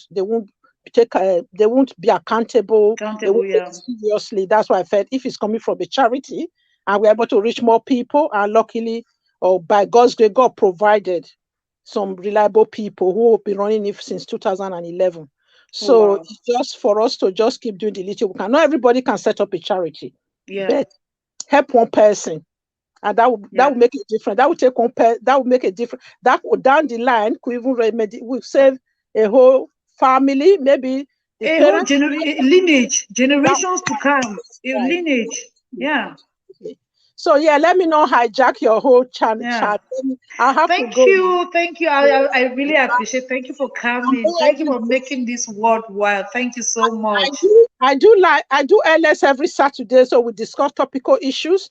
So Yeah. if you watch out for my channel, so All unfortunately, right. I will definitely. I will. I will check if I put on my notification. I'll just set. I'll set a timer for it. I will. so but with time, when I see some of the topics that you might be interested in, I might liaise with you. Then you can come as my guest. I do like. Okay. I promise. I promise. Thank you so much. I really appreciate. God bless And let's you. also start working across the Africa continent. The more we Yep. work, We the more really we do. We so really I'm not do. just being a little corner. Let's form our own African Women Union. You can see how European Union and all the US and Ah. everybody tend to work together. That's what gives them strength. If the men Yeah. are not able to do it, let all of us, the women, start making a force to reckon with, so we can start working toward leading the nations out of this I'm telling you. poverty and misfortune they have created for us. I'm Yeah. telling you. I'm telling you. Bye. Thank you. Thank you. Bye. God bless you. Thank you. Thank you. Wow. This was awesome. This was awesome. If anybody wants to come up live to talk about this empowerment and some ideas on how to empower young people or how to empower women, some idea that you have, feel free, let me know. And I'm going to bring you live. This is a new thing I learned today. I'm excited about it. Like you guys. Look, I'm smiling from cheek to cheek. You guys. Yeah, that was so awesome. Thank you guys. Thank you guys so much for sticking with me. Let's talk about empowerment. It's enough here. What are you set to do different to empower somebody? It could be just one person. It could be, it's just, sometimes it's not even about money, the advice, the counsel, the counsel that you give to somebody is gonna help them. So what are you doing? I feel like this topic is very good at this time because at the end of it's the end of the year. Each year we do the same thing. We spend people money, give people money, give people money. When will we stop giving? Thank you, Auntie Mabel. Hi, James Barry. Hi. Hello, everyone, and greetings, host. Thumbs up. Thank you so much, James. Thank you. Thank you so much. I appreciate. I appreciate. Hi, Cindy Cage. Hi, Kimberly. I missed you. Hi. Hi. Thanks for coming. Auntie James Barry. Auntie Jane, I'm coming to eat all those good foods in your kitchen. Oh. All the fish, the salmon, Auntie James, I'm coming to your kitchen. I enjoy your cooking. I wish I was in your city. I'll just be hopping by your house every time just to come and eat. I assume I missed. I know she's so. Oh, I told say hi, Jane. I see you. Yeah, so Jane, we're talking about empowering women. We're talking about how can we be a change facer? We're talking about the trend of our people just being entitled. And I know sometimes when I talk about entitlement, we feel like, oh, they're only entitled to people abroad. No, sometimes they're entitled even people in Africa. Sometimes you wow, thank you so much, my sister. You're welcome. You're welcome. Sometimes we have family, we have friends who are entitled to you just because they see you starting a small business. Your business is not even making much. Maybe you're trying to plunge back the profit you're making from your business to grow. But people feel like, oh, you're doing great, they're entitled to your hard work. But the question is, or the discussion is, how can we empower others so that we don't only teach them, we only give them fish? Because trust me, we cannot fish or give everybody all the time. But how can we empower people to not depend on us, to not all depend on us, but to be able to be independent? It could be a family member. It could be a little girl you see in your neighborhood that you feel like, oh, this little girl needs something. It could be your cousin in the university. Yes, how can we start changing the narrative that in life, in this 21st century, formal education is not the only route to a breakthrough. It's not the only route to success. I'm not saying it because I'm not educated. I have my master's degree in accounting. I came to Canada, I changed my career to social worker. So the question is, how do we empower people? Yes, even as a career person, do I wish I knew how other trades? Yes, I wish I knew how to braid hair. I wish I knew how to. Oh, my beautiful sister Anne. Oh my God. Look at my Jamaican family. Like, you guys don't tell me anything. Anne is here. And the life of Dolly is here. Hi, beautiful. Hi. Anne and Dolly, the way you guys just came and was, are you guys driving in the same car? Or are you in the same plane? The way you just landed, like bam, the two of you. It's like you guys took the same flight to my house. Wow. Thank you guys for visiting. I really appreciate. Thank you guys so much. So we're talking about empowerment and talking about the fact that it's the end of the year. Most people, most family members, they feel like they're entitled. We have these family members, we have those friends who have this sense of entitlement. Oh, just because you're having a business, or because you are abroad, they feel like you owe them your life. So we want the question and the conversation is, what can we do for our younger generation to empower them, especially women? Especially women. Most women are in abusive relationship because they don't have anything going on for themselves. Any woman, it doesn't matter how small you have going on for yourself, a man will respect you. A man will respect you. You need to be able to have something for yourself. A little side hustle, a little something that gives you income, that you can be able to buy your parts. You can be able to take yourself out for a date without your husband. You can be able to give yourself a treat. You can be able to surprise your children with a gift or surprise your husband. How do you want to surprise your husband with a gift if you have to beg him money and explain to him the money you want from him, what you want to use it for? It's no longer a gift. It's no longer romantic. It's no longer a surprise. She said, somebody said, Teddy says, if I was beautiful as you are, also feel entitled. Oh, wow. No, you are beautiful. You are beautiful. We all are beautiful. We all are beautiful in our own way. We all are beautiful. You are. Thank you for complimenting me, but I know you are too. I can't see your real picture, but I know you are too. In your own way, you are unique. Nobody else is like you. Thank you. So how can we empower the young ones? So we talk about communicating. Sit them down. Sometimes it's not just giving them money. Sit them down and talk to them about the realities of life. We have a lot of young girls who just think, oh, book smart is what is going to bring the launch them to success. Sometimes it's not book smart. Sometimes it's a trade. Sometimes it's you looking into your passion and converting your passion into money by encouraging giving them a helping hand if you are capable to do so, just for them to start. Thank you, Sister Jane. Thank you, James Diary. Give them a helping just for them to start. It's true. Ask them, what do you want to do? I have two younger ones, two cousins. Because I asked them, is this YouTube something you guys want to do? I paid somebody back home, paid them to teach these ones hands-on on YT. It's not, I just, okay, go learn. If it's something you like to do, you can do it. At least go learn. Get the knowledge. Yeah, even the ones who are in school, let's encourage them to learn trades. Let's encourage them to learn trade during their long breaks. They should go learn trade. They should go learn how to bake. They should go learn mechanic, go learn carpentry, go learn hairdressing, tailoring. I wish I'd learned hairdressing. I wish I learned how to do hair, braid hair. I wish I learned how to sew.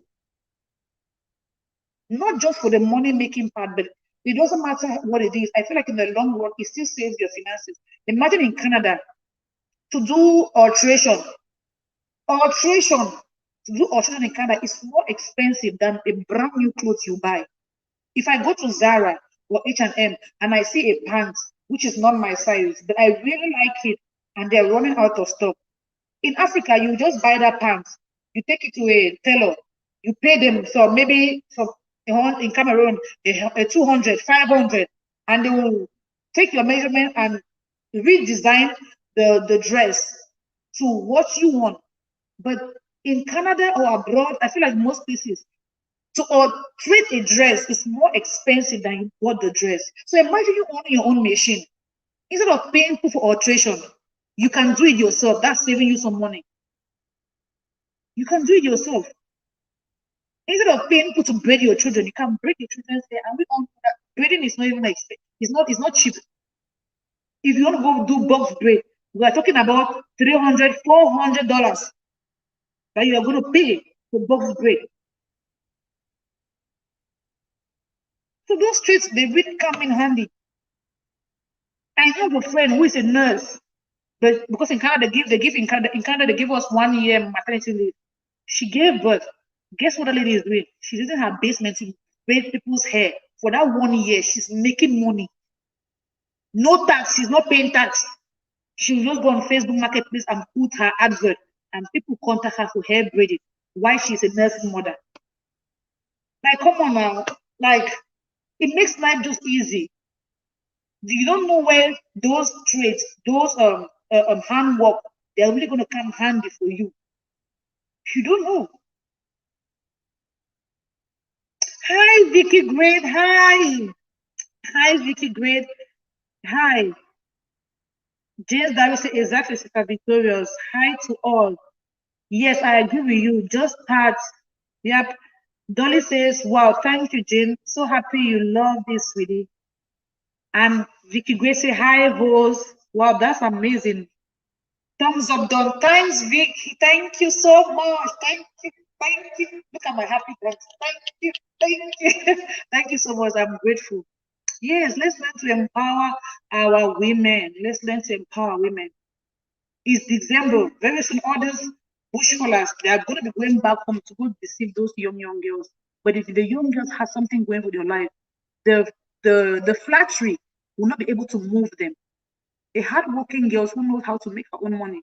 A man's flattery of money, flashing money on her face, will not move her. Will not. Yes, darling. Yes, darling. Yes, darling. Yes. Let me dance. No, I can't dance like your daughter was showing yesterday. I'll have to go look at those dance steps again. Yeah, so let's learn to empower our young people, even the men. Let's empower the men. For the boy child and the men, mothers, let's teach our children how to cook, how to clean, how to be able to help out around the house. Let's stop. I was telling some youth in church last 2 weeks.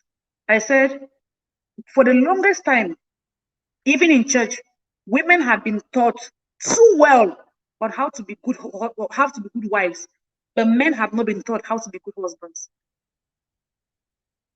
For the longest time, when a girl child is born, from the day they were born, oh, our wife, they start giving wife title.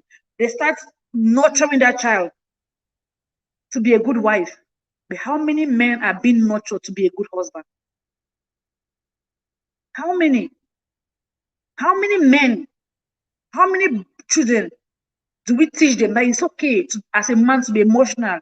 It's okay to talk about your feelings. It's okay to express your feelings. It's okay to cry, rather than raising angry men. Rather than raising angry men. And most men are angry today because especially the African culture, have taught men to buckle up a lot. And we have a lot of angry men walking our streets, getting married to our beautiful sisters who have been groomed from birth how to be good wives. It takes two to tangle. Nobody is perfect. But if both parties are not taught, are not groomed from birth on your rules, on being responsible, how do we expect them to grow up and overnight change to be responsible men?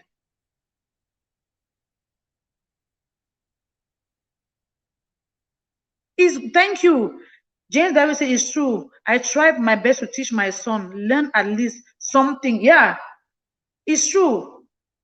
I remember back when we were in Africa, the girls will cook, the boys will just be playing around, go play soccer, go play this. The girls are the ones washing the plates, learning how to cook, scrubbing the pots. And I used to say that it was so bad. I used to say that when if I die and I have to come back, if there's anything like reincarnation, I want to come back like a man. And they used to ask me why. I said, because I feel like they don't do much. I just feel like men don't do much. I'm not undermining the place of a man, but let's be honest, in this 21st century, women hustle as much as men. Women work some 2, 3 jobs as much as men. They still come back home, take care of the family, cook for the family, clean for the family. Gone are those days in our great grandparents where the woman was a full-time housewife and then the man was the provider that goes out to go provide. Let's be honest, in this 21st century, even those who are full-time housewives have side hustle. They have a whitey. They have other small businesses around. So if we train our children well, our boy children, they will also learn that, okay, we are in an era where everybody is working. My wife is working. I am working. If I come back home before my wife, if they are dirty places they sing, I should be able to step in there and help. If I'm off, my wife is working. Whatever I can make, even if it's just fry egg and boil plantain, let me do it. At least my wife should come back home to something.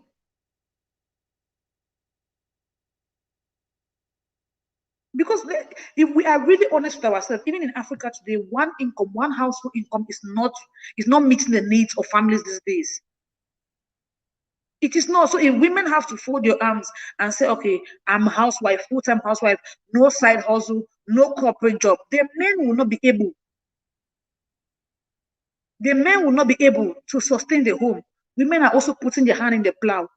So let's raise our children right. Let's empower our men. As we're empowering them educationally, let's empower them with good morals, with good work ethics, with good discipline, so that they can be better people. Remember, the society is what it is based on the family unit. The family unit. Teach our children to be able to also do side hustle.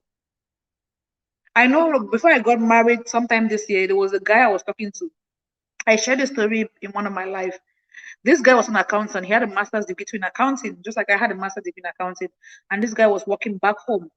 He worked in a big accounting firm. But with things, we know how we all know how the corporate world is. Sometimes things go rough, things go wild, people lost their job. Please, if anyone is in the chat that hasn't connected to me, connect to me and I'll be sure to return. Connect to your host, connect to your girl. Like let's be friends. Let's be friends. Let's be buddies. And I'll be sure to return, okay? Please, please share, thumbs up, just support your girl. I'm begging now. I'm begging. Look, I'm doing you fine girl eye. I just like to play load. Yeah. So this guy lost his job. And we're talking. We're not really dating, but we're talking. And he was like, oh, brother, I like you. I want to marry you, blah, blah, blah. We're talking. He lost his job. 6 months went by. The guy was just there. He wake up every day. He was living in the same city with his elder sister. And his elder sister had money because she was in Sweden and she lost her husband in Sweden. And she took the insurance money in Sweden. And she decided to go back home with her children and go establish a business with the insurance money. And she built a house. She had some real estate. So the elder sister had money. This guy will wake up every day, pay transport, go eat at the elder sister's place and come back. Go eat there in the morning, go eat there in the afternoon, go eat there in the evening. It kept going on. I kept watching him. So I asked him, I'm like, Uncle, this this is the beginning of the year 20. I was talking to this guy around 2019. I said, Uncle, this is the beginning of the year 2020. You have lost your job for more than 6 months. As a man, you say you want to marry me. Okay, I hear you. As a man, so if you lost your job, you just sit and you feel like you're entitled to go eat in your sister's house every day. Is that a life you want for yourself? I'm like, how do you want to get married with this kind of attitude? Because in marriage, there are ups and downs. You will lose your job. Maybe you lost your job when your wife is on maternity leave, when your wife is not working. So are you going to gather your family to go eat at your sister's place, or is your family going to starve to death? So I asked him, I'm like, apart from this accounting job that you're believing God for, that you have been applying and you want, what else can you do? He's like, oh, I've been thinking I want to do business. I'm like, good. What kind of business do you want to do? He brought me one business proposal. The business plan cost millions. I said, good. Okay, uncle, how much do you have? Uncle doesn't have a dime. I just laughed. So I asked him, you see graduates doing call box. You see graduates hawking. You see graduates going to shops and doing what they can do for daily bread while applying for that corporate job and believing God for that corporate job. What can you do? Oh, I cannot do this. I cannot do this. I cannot do this. And this is how he was so picky. And I told him, this is the end of our conversation. We are done. Like I cannot just relate with somebody like that. Because in my mind, I'm like, okay, so if I marry this guy tomorrow, I don't depend on men for their money. But every woman wants to marry a man with a financial security. We women will like security. You want a man with a financial security. Even as you make your own money, you want to be able to know that your husband got you. So in my mind, I was thinking, I'm like, wow, this guy said he wants to marry me. So if I'm pregnant tomorrow, I cannot work. I'm on bed. You know, pregnancy comes with your own issues. Every pregnancy is different. I'm on bed leave. Then I give birth. In Canada, we have 1 year maternity leave. So I'm gonna starve to death. The baby gonna starve to death because this brother cannot do anything to provide for his family. If he cannot do anything now that he's single to provide for himself, he's entitled to his elder sister. That's the same thing he's gonna do in the marriage. And I told the guy, I'm like, sorry, I cannot marry you. And before I left, I told the guy, I'm like, this, that's not life. As a man, the Bible says you are the provider. Even if you meet a woman who is a hustler, who has things going on for her life, who has things going on in her life, show the woman that you are a provider. She might not want you for your money, but she wants to have the assurance that if things are rough for her, she can lean back on you. Because marriage is a union. And we are there to support each other. I was like, nope, I can't do it, uncle, sorry. So we need to train our male children. Sometimes you cannot just hold on to your certificate. Sometimes do whatever your hand finds to do, as long as it's what is providing for you at the moment. It's what is giving you your daily bread. It's what is sustaining you at the moment. Go for it. And I believe that as you're diligent in that small, God will open great doors for you. Maybe it's in that area of your small, that place where you're doing small. Maybe that's when you meet somebody that will be the open door for that great thing that God has for you. But you stay in your comfort zone and you're entitled. Oh, because I have my elder sister abroad. She's gonna send me money every time I need money. So please, let's learn to empower people. Let's learn to empower people. If you have family members who are very dependent, have these conversations with them. Empower them. Because as a woman, tomorrow you get married, you start having your own children. Your family and your children's future is a priority to you.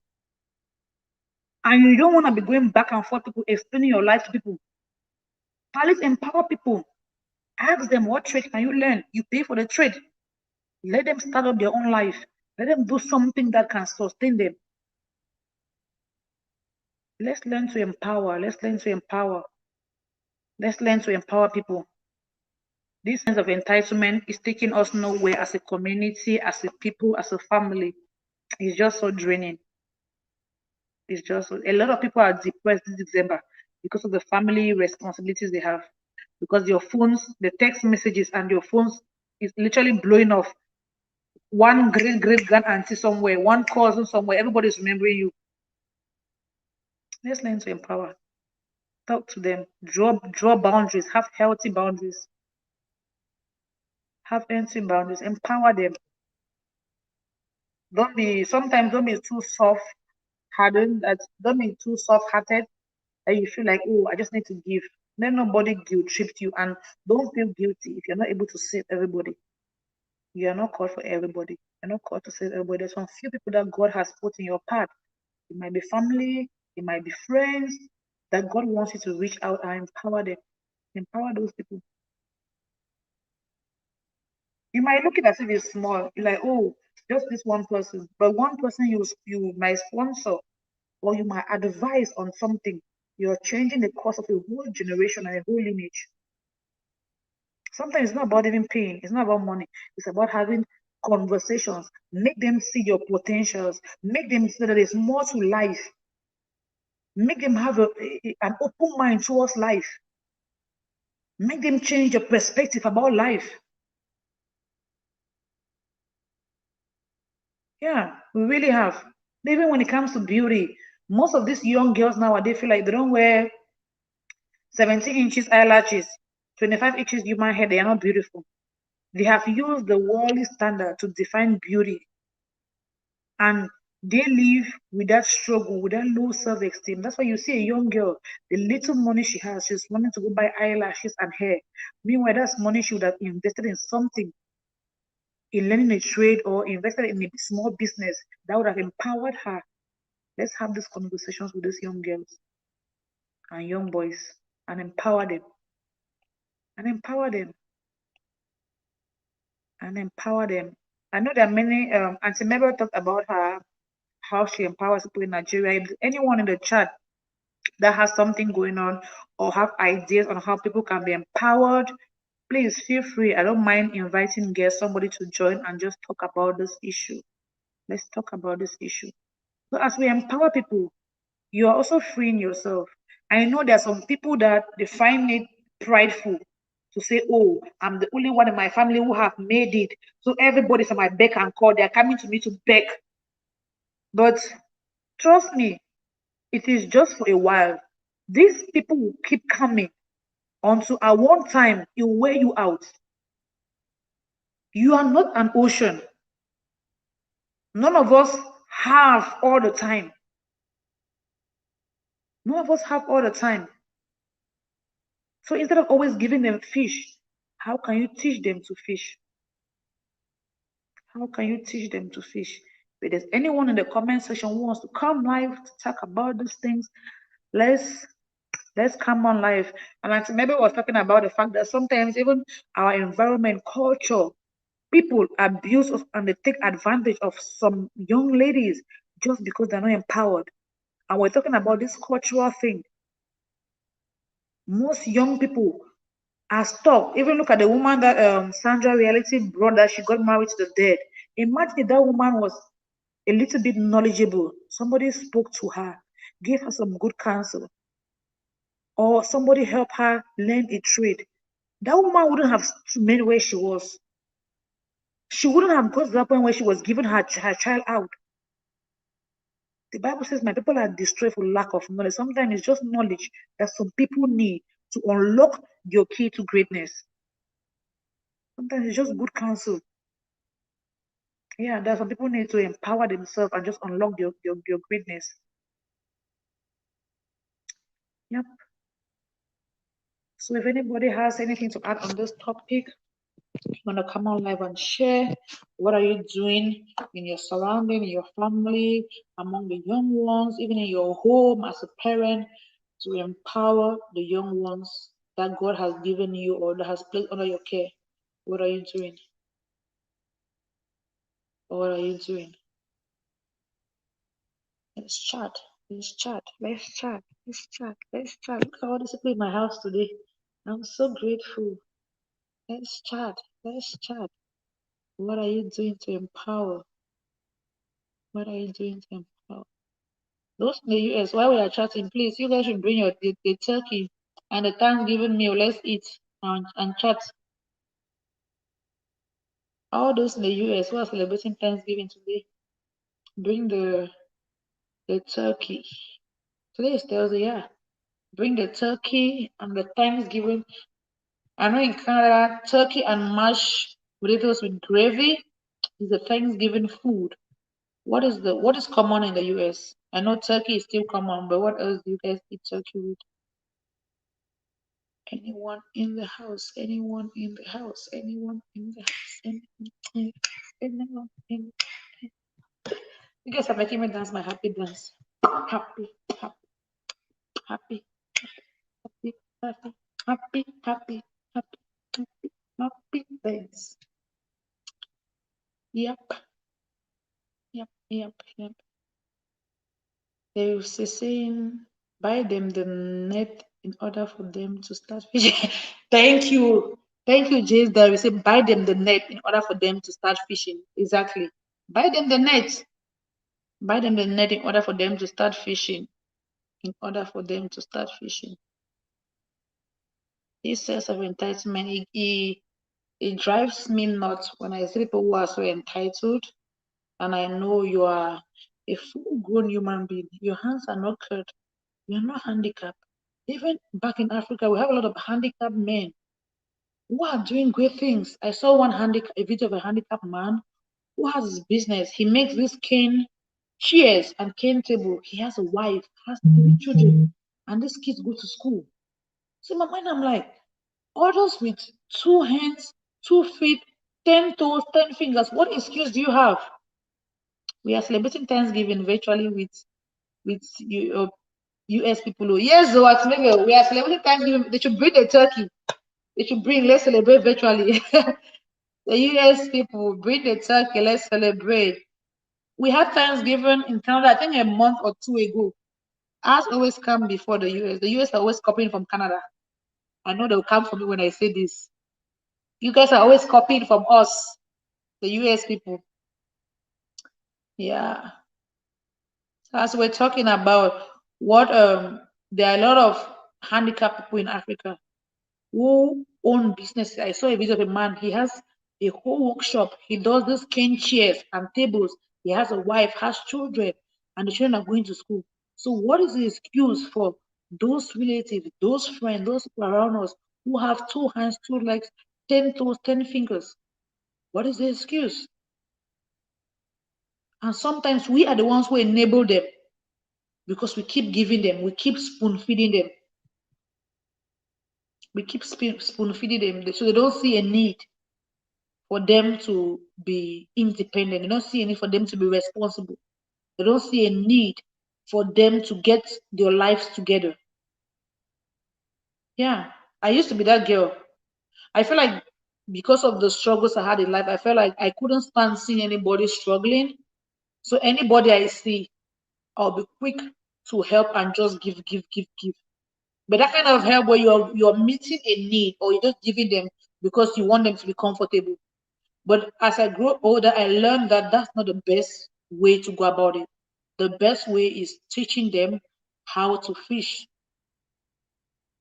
and being able to say no. I I couldn't say no even to work. Sometimes I'll be so tired, I'll be home. They'll call, they'll say, oh, this person didn't come, or there's this family that has this, that has a court hearing. We need somebody to drive and go there and accompany the family for the court. I will show up. Hi, love and kids. Hi. Hi, sis. Welcome to this life. Hi. Hi, how are you? How are you? I know you're big on this subject we're talking about. We're talking about empowering people, teaching people how to fish instead of giving them fish all the time. And we're talking about us moving into December, and we're going to be seeing this a lot. There are going to be a lot of friends, family who feel like they are entitled to you. So how can we change this narrative?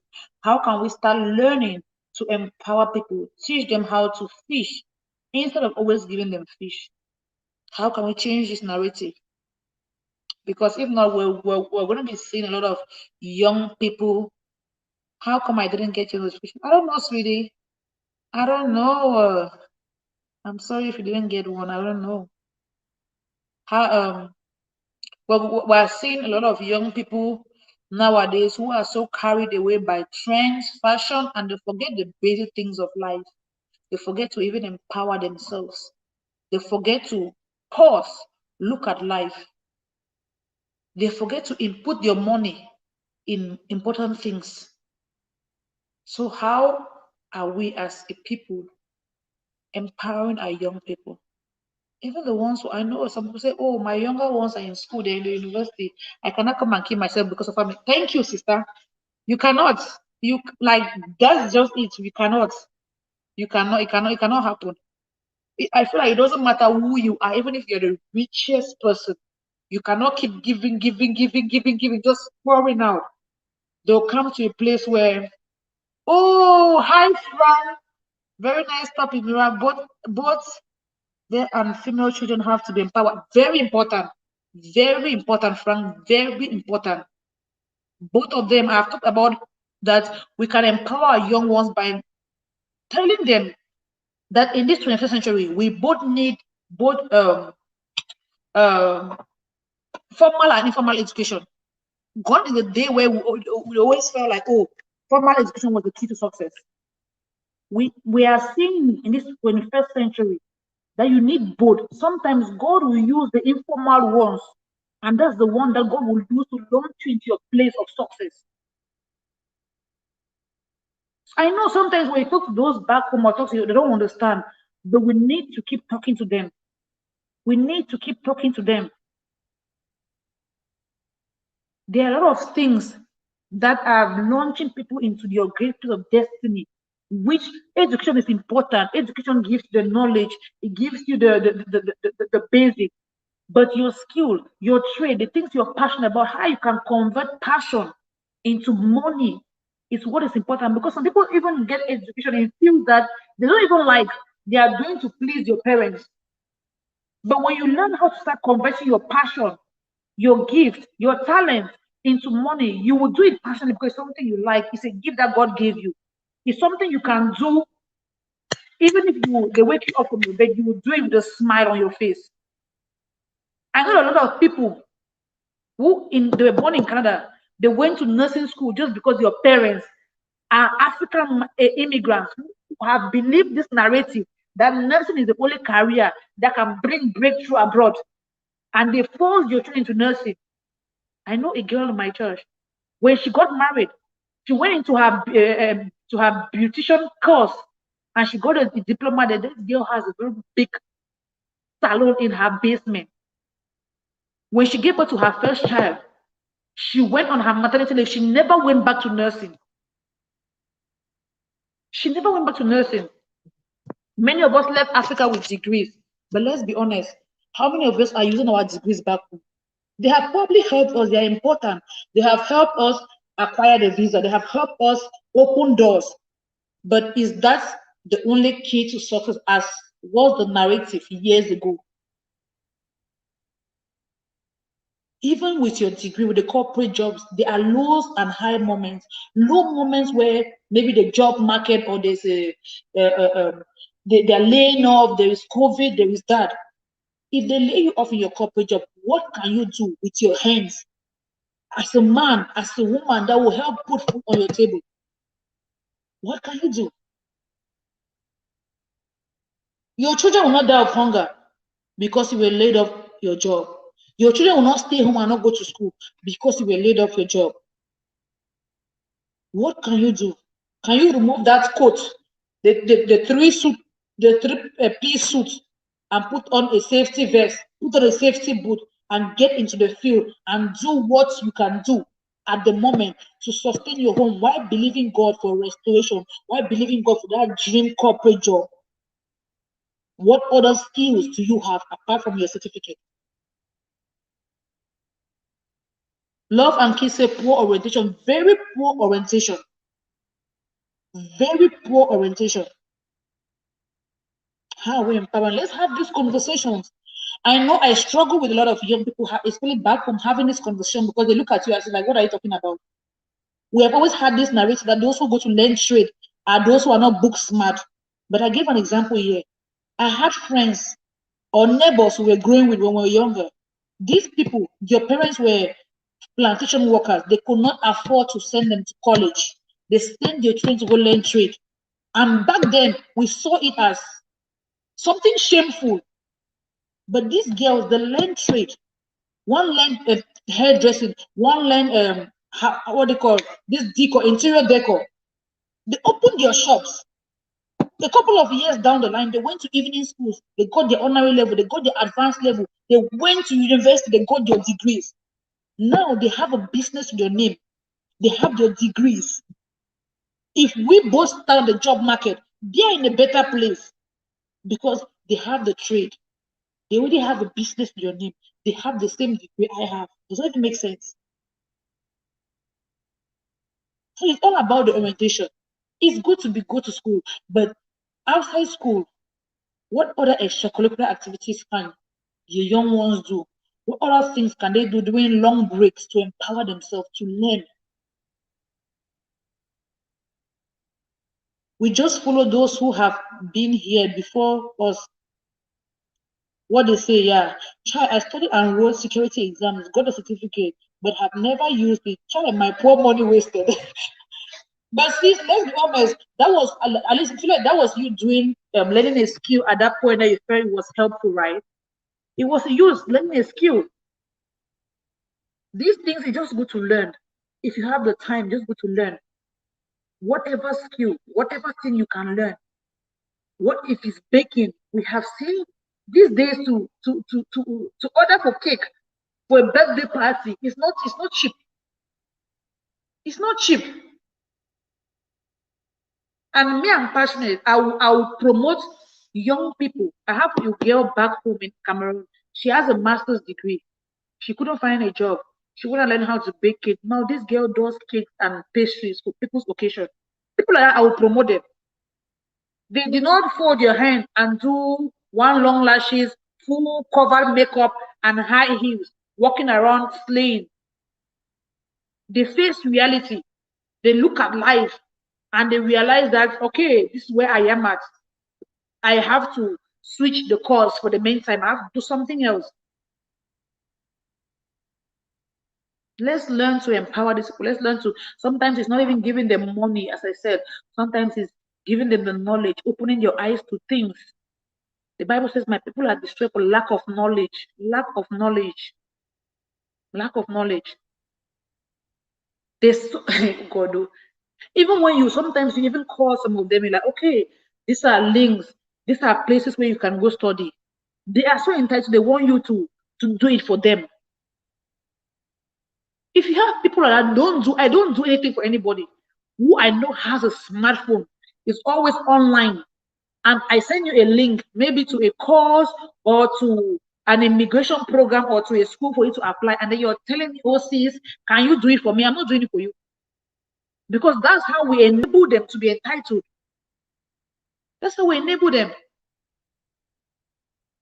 Even your children. I remember when I was back home, and we had to go to the university. You had to certify your documents to go apply for the university.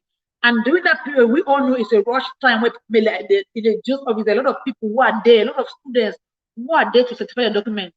Some parents will come with your children's documents. And I used to look at it and I wonder, I'm like, imagine this is university this child is going to, which means the child should be 18 or above, or even if they are 16, they are still a grown up.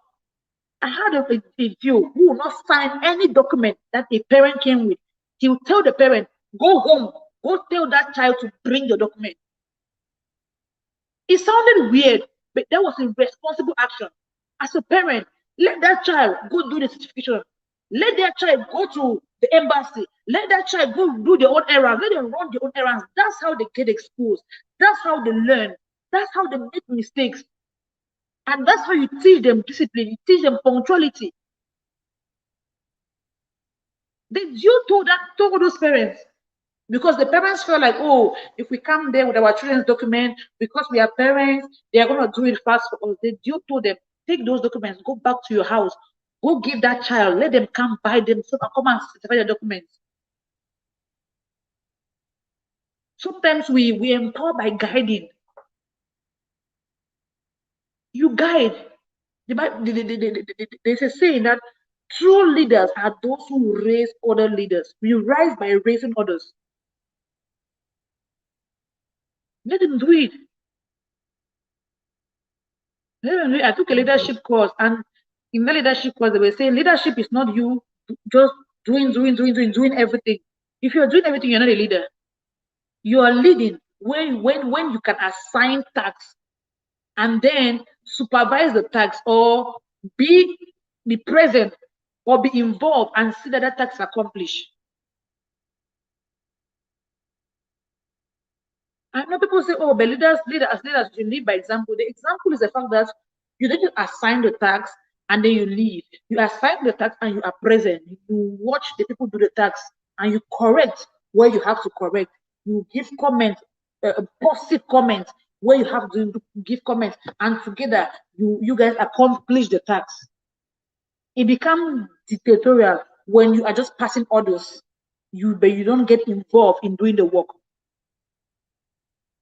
So let's empower our young people. Let's empower our young people abroad. Parents, stop this idea of using gadgets to always raise your children. Get them involved in activities. We have Love and Kids here. She has a YT channel that is so family oriented. I enjoyed the video where she did with her kids, and I could see her boy child, the one doing banana bread. That was, for me, that was the touching part of that video. It was her son that was doing the banana bread. He wore his apron, he was mixing. That's what we're talking about. That's what we're talking about.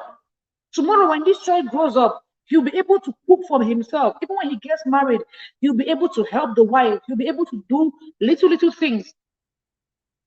We women, we know how much it means to us when if you come back and your husband have surprised you. It doesn't matter how small that food is. Just imagine you come back from work one day and your husband surprised you with a freshly baked banana bread. Oh, come on now. Come on, let's be honest. I love banana bread. Little things like that. They matter. They matter. And it's how we empower them, we educate them, we orient them, that will help build a better society, that will help shape their perception of life and just give them more exposure and help put them in a pedestal where it's easier for them to succeed. It's easier for them to succeed in life. Some people cannot make it in life without their parents. There is so much codependent. They cannot make it in life without their elder sister. They cannot make it in life without their elder brother. That's not how life is supposed to be. That's not how life is supposed to be. People are supposed to be able to stand on their feet and able to live your life with or without other family members, because we have built a good foundation for them. Yeah. Yep. Entitlement, empowerment. We need to empower. If you don't like what you're getting on your phone, all the Christmas money, Christmas money, Christmas money, sis, brother, Christmas money. So you better start thinking of empowering those young ones who are around you, so that in 2, 3 years you you will not be in a place where they are only asking for you, but you have that joy to watch them establish, do their own thing, be able to stand on your feet, be able to, you see them hustle their own hustle. Does that even make sense? It's joy. It's joy when we see our younger ones hustling their hustle. They might not have made it, they might not be there, but when you see them putting in the effort, being disciplined, being diligent, it's such a joyful thing. It is such a joyful thing. Yeah, so let's empower, change a family narrative, change somebody's life with your wisdom, with your guidance, with your counsel, and with the little you can do to empower them. Please, let's get into the business of empowering people. Let's not just give them fish. Let's teach them how to fish. Yep, so that's what we're talking about today. Yeah. Wives, stop disabling your husbands. What did they eat? Who cleaned their house before they got back? Thank you, Aunt Mabel. Like, guy, it's really true. Aunt Mabel, that's really, really true. When I was in Vancouver, I met a lady who I used to work with. This lady, she's an elderly lady, and we were much more younger, so she was sharing to us. And she made a statement. She said, Mirabel, I created my own monster. I'm like, what do you mean? She said, oh, she said, because that woman used to start work at 2 a.m. and then she'll close at 2 p.m. So when she was going, she was like, oh, I have a lot to go do home. I have laundry to go fold. I have this, I have that. And I knew her husband was home. Her husband wasn't retired. They were supposed to have retired. Her husband retired, but she refused to retire. She said she still has her mortgage to pay. So she was still working. So I asked her, I'm like, well, your husband is home. Probably by the time you get home, he would have helped you. And she made a statement. She's like, nope, he's not going to help me. And she said, I created my own monster. Those were her words. She said, I created my own monster. I'm like, what do you mean? So this lady, she said, when they got married, she will not allow her husband do a thing. Like, she was a definition of a workaholic. She couldn't sit still. She doesn't know how to sit still. She said she will not allow her husband lift a finger in the house. She was doing everything. And now, in the later part of her life, even now when the husband is home and she's still working, this man will not do anything. And she was advising us, she's like, don't do it. She's like, I don't blame my husband. I created a monster in him. When we got married, he was there, he was willing to help, but I will not give him the opportunity to help. I was like, wow. And yes, it's something they teach a lot, even in church. They say, women, allow your husband to help, even when you give birth. I have been there when they're doing a baby shower and they're advising the new moms. They say, yes, when you give birth, you'll be so clingy, you'll be so attached to your child. But allow the man to help, even if he changes the diaper and he doesn't do it well. Just let him do it. Because the more you keep complaining, the more you keep shunning him, the more he won't do it. And then you get to a point where everything is on you, the woman, and then you get overwhelmed and you start complaining, oh, he's not helping. But you didn't give him the opportunity to help. Even when he tries, you are always complaining, oh, this is not how they do it. This is not how they do it. This is not how they do it.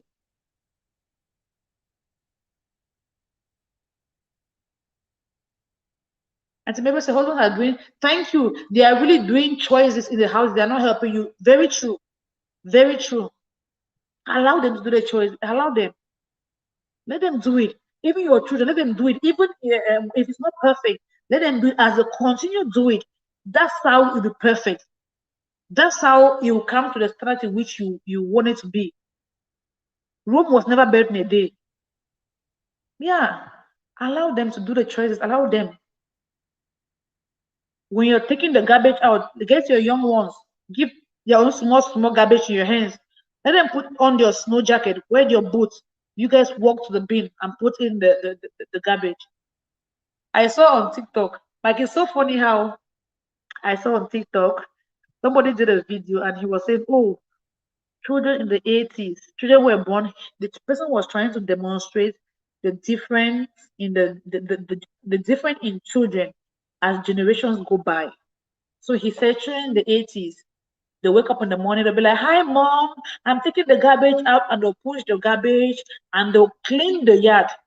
And then he said, children in the 20s, they are with your earpiece, they are with your gadget, and even when your parents said, oh, clean the house, they are throwing a tantrum. They don't even know how to use a rag. And they are saying, oh, this is child abuse. This is child abuse. They are, they are saying it's child abuse. But those things are because of the upbringing, the narrative that we as parents, we as people, we are passing down to the next generation. We are passing down to the next generation. What morals are we passing down? If a child cannot even take out the garbage in the house, as a mom, you will cook, they will eat, and then they'll dump your plate in the sink and go to their rooms on video game. And for you, it's okay. No, those are things that have to be addressed. Those are things that have to be addressed. It is your home. At first, when I came to Canada, one of the cultural shocks that really, it kind of, in the beginning, it kind of upset me. But as I began to reason it and look at it in a wholesome manner, I felt like it was a good thing. You know how in Canada and in America, if you're living with your parents, they expect you to pay the rent. They expect you to contribute towards feeding. That's not what happens in Africa. Africa, you can see a 45-year-old man with a wife, children under your parents' roof. They're not paying a dime. Their parents are the ones going to the farm, bringing food and even feeding the man, his wife, and his children. But when I came here, I saw it. I'm like, what kind of culture is this? How do you drive? How do you throw your children out of the house? That, oh, if you're 18, you're not paying rent, then you're going to leave the house. I'm like, this is wickedness. How do you throw your child out of the house? That was my perception, looking from where I came from. But in the long run, I realized that it was it was a means to teach your children how to be responsible. There are always the good and the bad side to these things. I know, yes, some have made your kids to leave the house at 18 and become recalcitrant and become hooked up on drugs and become prostitutes in the streets. I get it. But for the most part, they have a it has made them the children to be more responsible. Because I had a friend when I was in BC. She was working, and every month the money she was paying for her rent, her mom was saving it for her. When this girl turned 22, her mom took all that money she had saved for rent since when she was 16. Her mom put it down as a down payment for her first home. Can you imagine? Her mom put that money down as down payment for her first home. And the mom was so secure in herself that her daughter will be able to pay the mortgage because the girl had been diligent in paying her rent while living under the mom's roof. Look at the discipline. And look at the empowerment. Look at how the mom set her up for success. Come on now. Come on. Like, when I saw that, I was like, oh, this makes sense now. Because if not, there are a lot of people who will become lazy. There are a lot of people who will just feel like, oh, I don't need to work. I live in my parents' home. There is always food. There is shelter. But the commission for them to contribute in the running of the house gives them a sense of responsibility. And it goes with age. Because I know that the younger ones, when they just begin working, the parents will be like, okay, you contribute. Let's see your paycheck. They will see your paycheck. They say, okay, since you're making this amount, you contribute just for food. But as you grow older in the house and you get better jobs, then they start increasing your responsibility, not to drain you or to muzzle you out of your money, but to make you conscious that you are to pay bills, to make you responsible. I made my children do all the choice according to their age and not their gender. Very true. According to your age and not your gender. Very true, Atimebel. They are all adults and have left home. My adult son can cook and clean. Thank you. God bless mothers like you. God bless mothers like you. And I believe if they get married someday, your wives will always thank you and pray for you and be grateful to you on how you raised your sons and even your daughters. Most women are suffering today because of badly brought up men. And it's so hurting because from the day a girl child is being born, they start teaching them, oh, sit like this.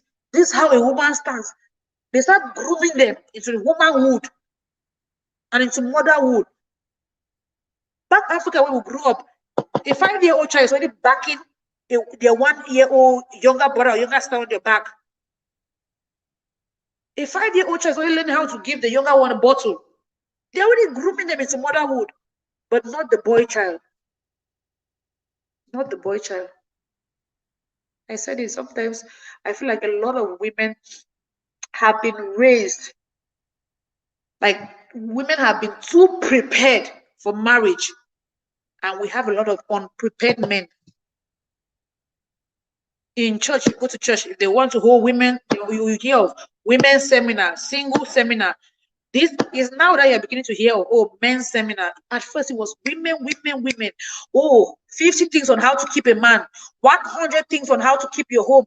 Oh, Abba. In my mind, I'm like, this keeping a man thing.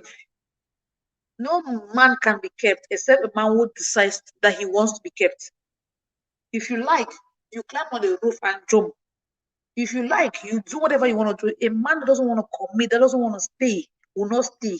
If you like, read all the books on the 1 million things to do to keep a man, he will not stay. So it's time we start teaching, empowering our men as well as the women to be better people. Yeah. Yep. Thank everyone for coming on live. I'm grateful for this live. It was an awesome one. It was an awesome one. I'm really grateful. We thank God. Yep, we thank God. Thank you all for this great time. Thank you, Love and Kate. Thank you, Auntie Mabel. Thank you for everyone that hopped into my house today. I think this is my third live, and this was the most interactive. I really feel all you guys love. I feel your shares, your thumbs up. You guys are the bomb. Yeah, so in a minute, I'm gonna be rounding up. I just came back from work and I decided to come on live and let's talk about those things. So I'm gonna round up, go get some rest. I was blessed that my father raised us the same way in Nigeria. All my brothers can cook. Like, ah, you see, you see that this is a transgenerational thing. Because of the values that your father places in you, the same things you're doing for your children. Are you seeing how one man's action really has a ripple effect over generations? And that's some of the things that we don't think about when we're doing these things. Sometimes when we're just leaving our children with gadgets, and we're running out after dollar and forgetting to instill morals on these children, we're not looking at how far those things are gonna go, generations to real lives. We're not looking at it. As much as the positive blesses life through generations, the negative also destroys lives through generations. So we need to really be careful. Thanks, Auntie Mabel. I'm happy you enjoyed it. I enjoyed your company too. I'm grateful. Thank everyone. Thank you guys so much. Thank you guys so much. Thank you. Thank you. Thank you. Sorry guys, I don't have a schedule to come on live. I just come on whenever I want to come on. Like that's I just come on when I feel like, and because my work schedule is not really fixed, and sometimes it can be overwhelming and very exhausting. So I don't want to be able to fix a life and I'm not able to show up. So but I appreciate the impromptu life and the output of love. I'm so excited. God bless you guys. I love you, love you, love you, love you. I love you guys. Oh, my friend said I enjoyed today's content and I'm glad that some of our experience have equipped us to survive in every situation. Hope you empower our kids to do same. Thank you, bro. Really true. Really true. Really true. And in this life, I talk about the fact that sometimes we should let our kids, we should let our brothers, let them go through their struggle. We should not be quick to come to their rescue. We should not be quick to catch them. Sometimes those falls, those struggles are what molds us to be who we are. We need those things to be better human beings. Yeah, sometimes it's not like you neglect them, but you let them go through life. As they go through that situation, that's how they ask questions. That's how your brains work more to seek solution. They are more solution oriented than being entitled. They are more solution oriented than being entitled. It's just like a child who is learning to walk. It's not every time that they try to walk and they want to fall that will quickly catch them. Sometimes we'll let them fall. That's how they learn. That's how they learn. That's so true, Frank. It's so true. And I'm grateful.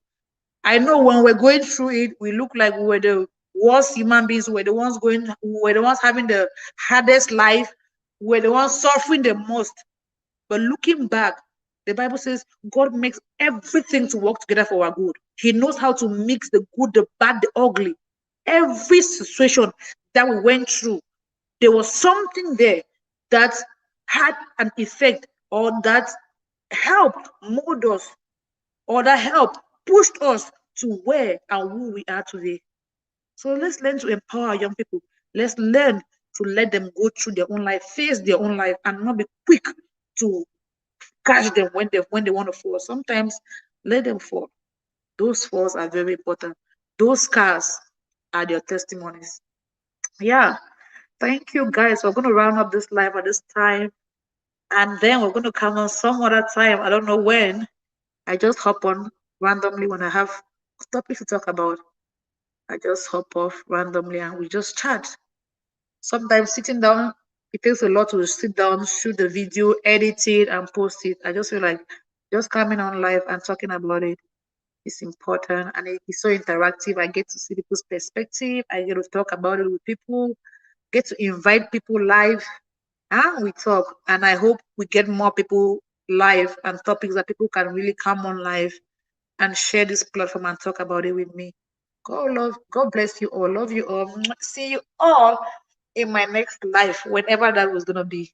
Stay blessed. Stay blessed. Bye.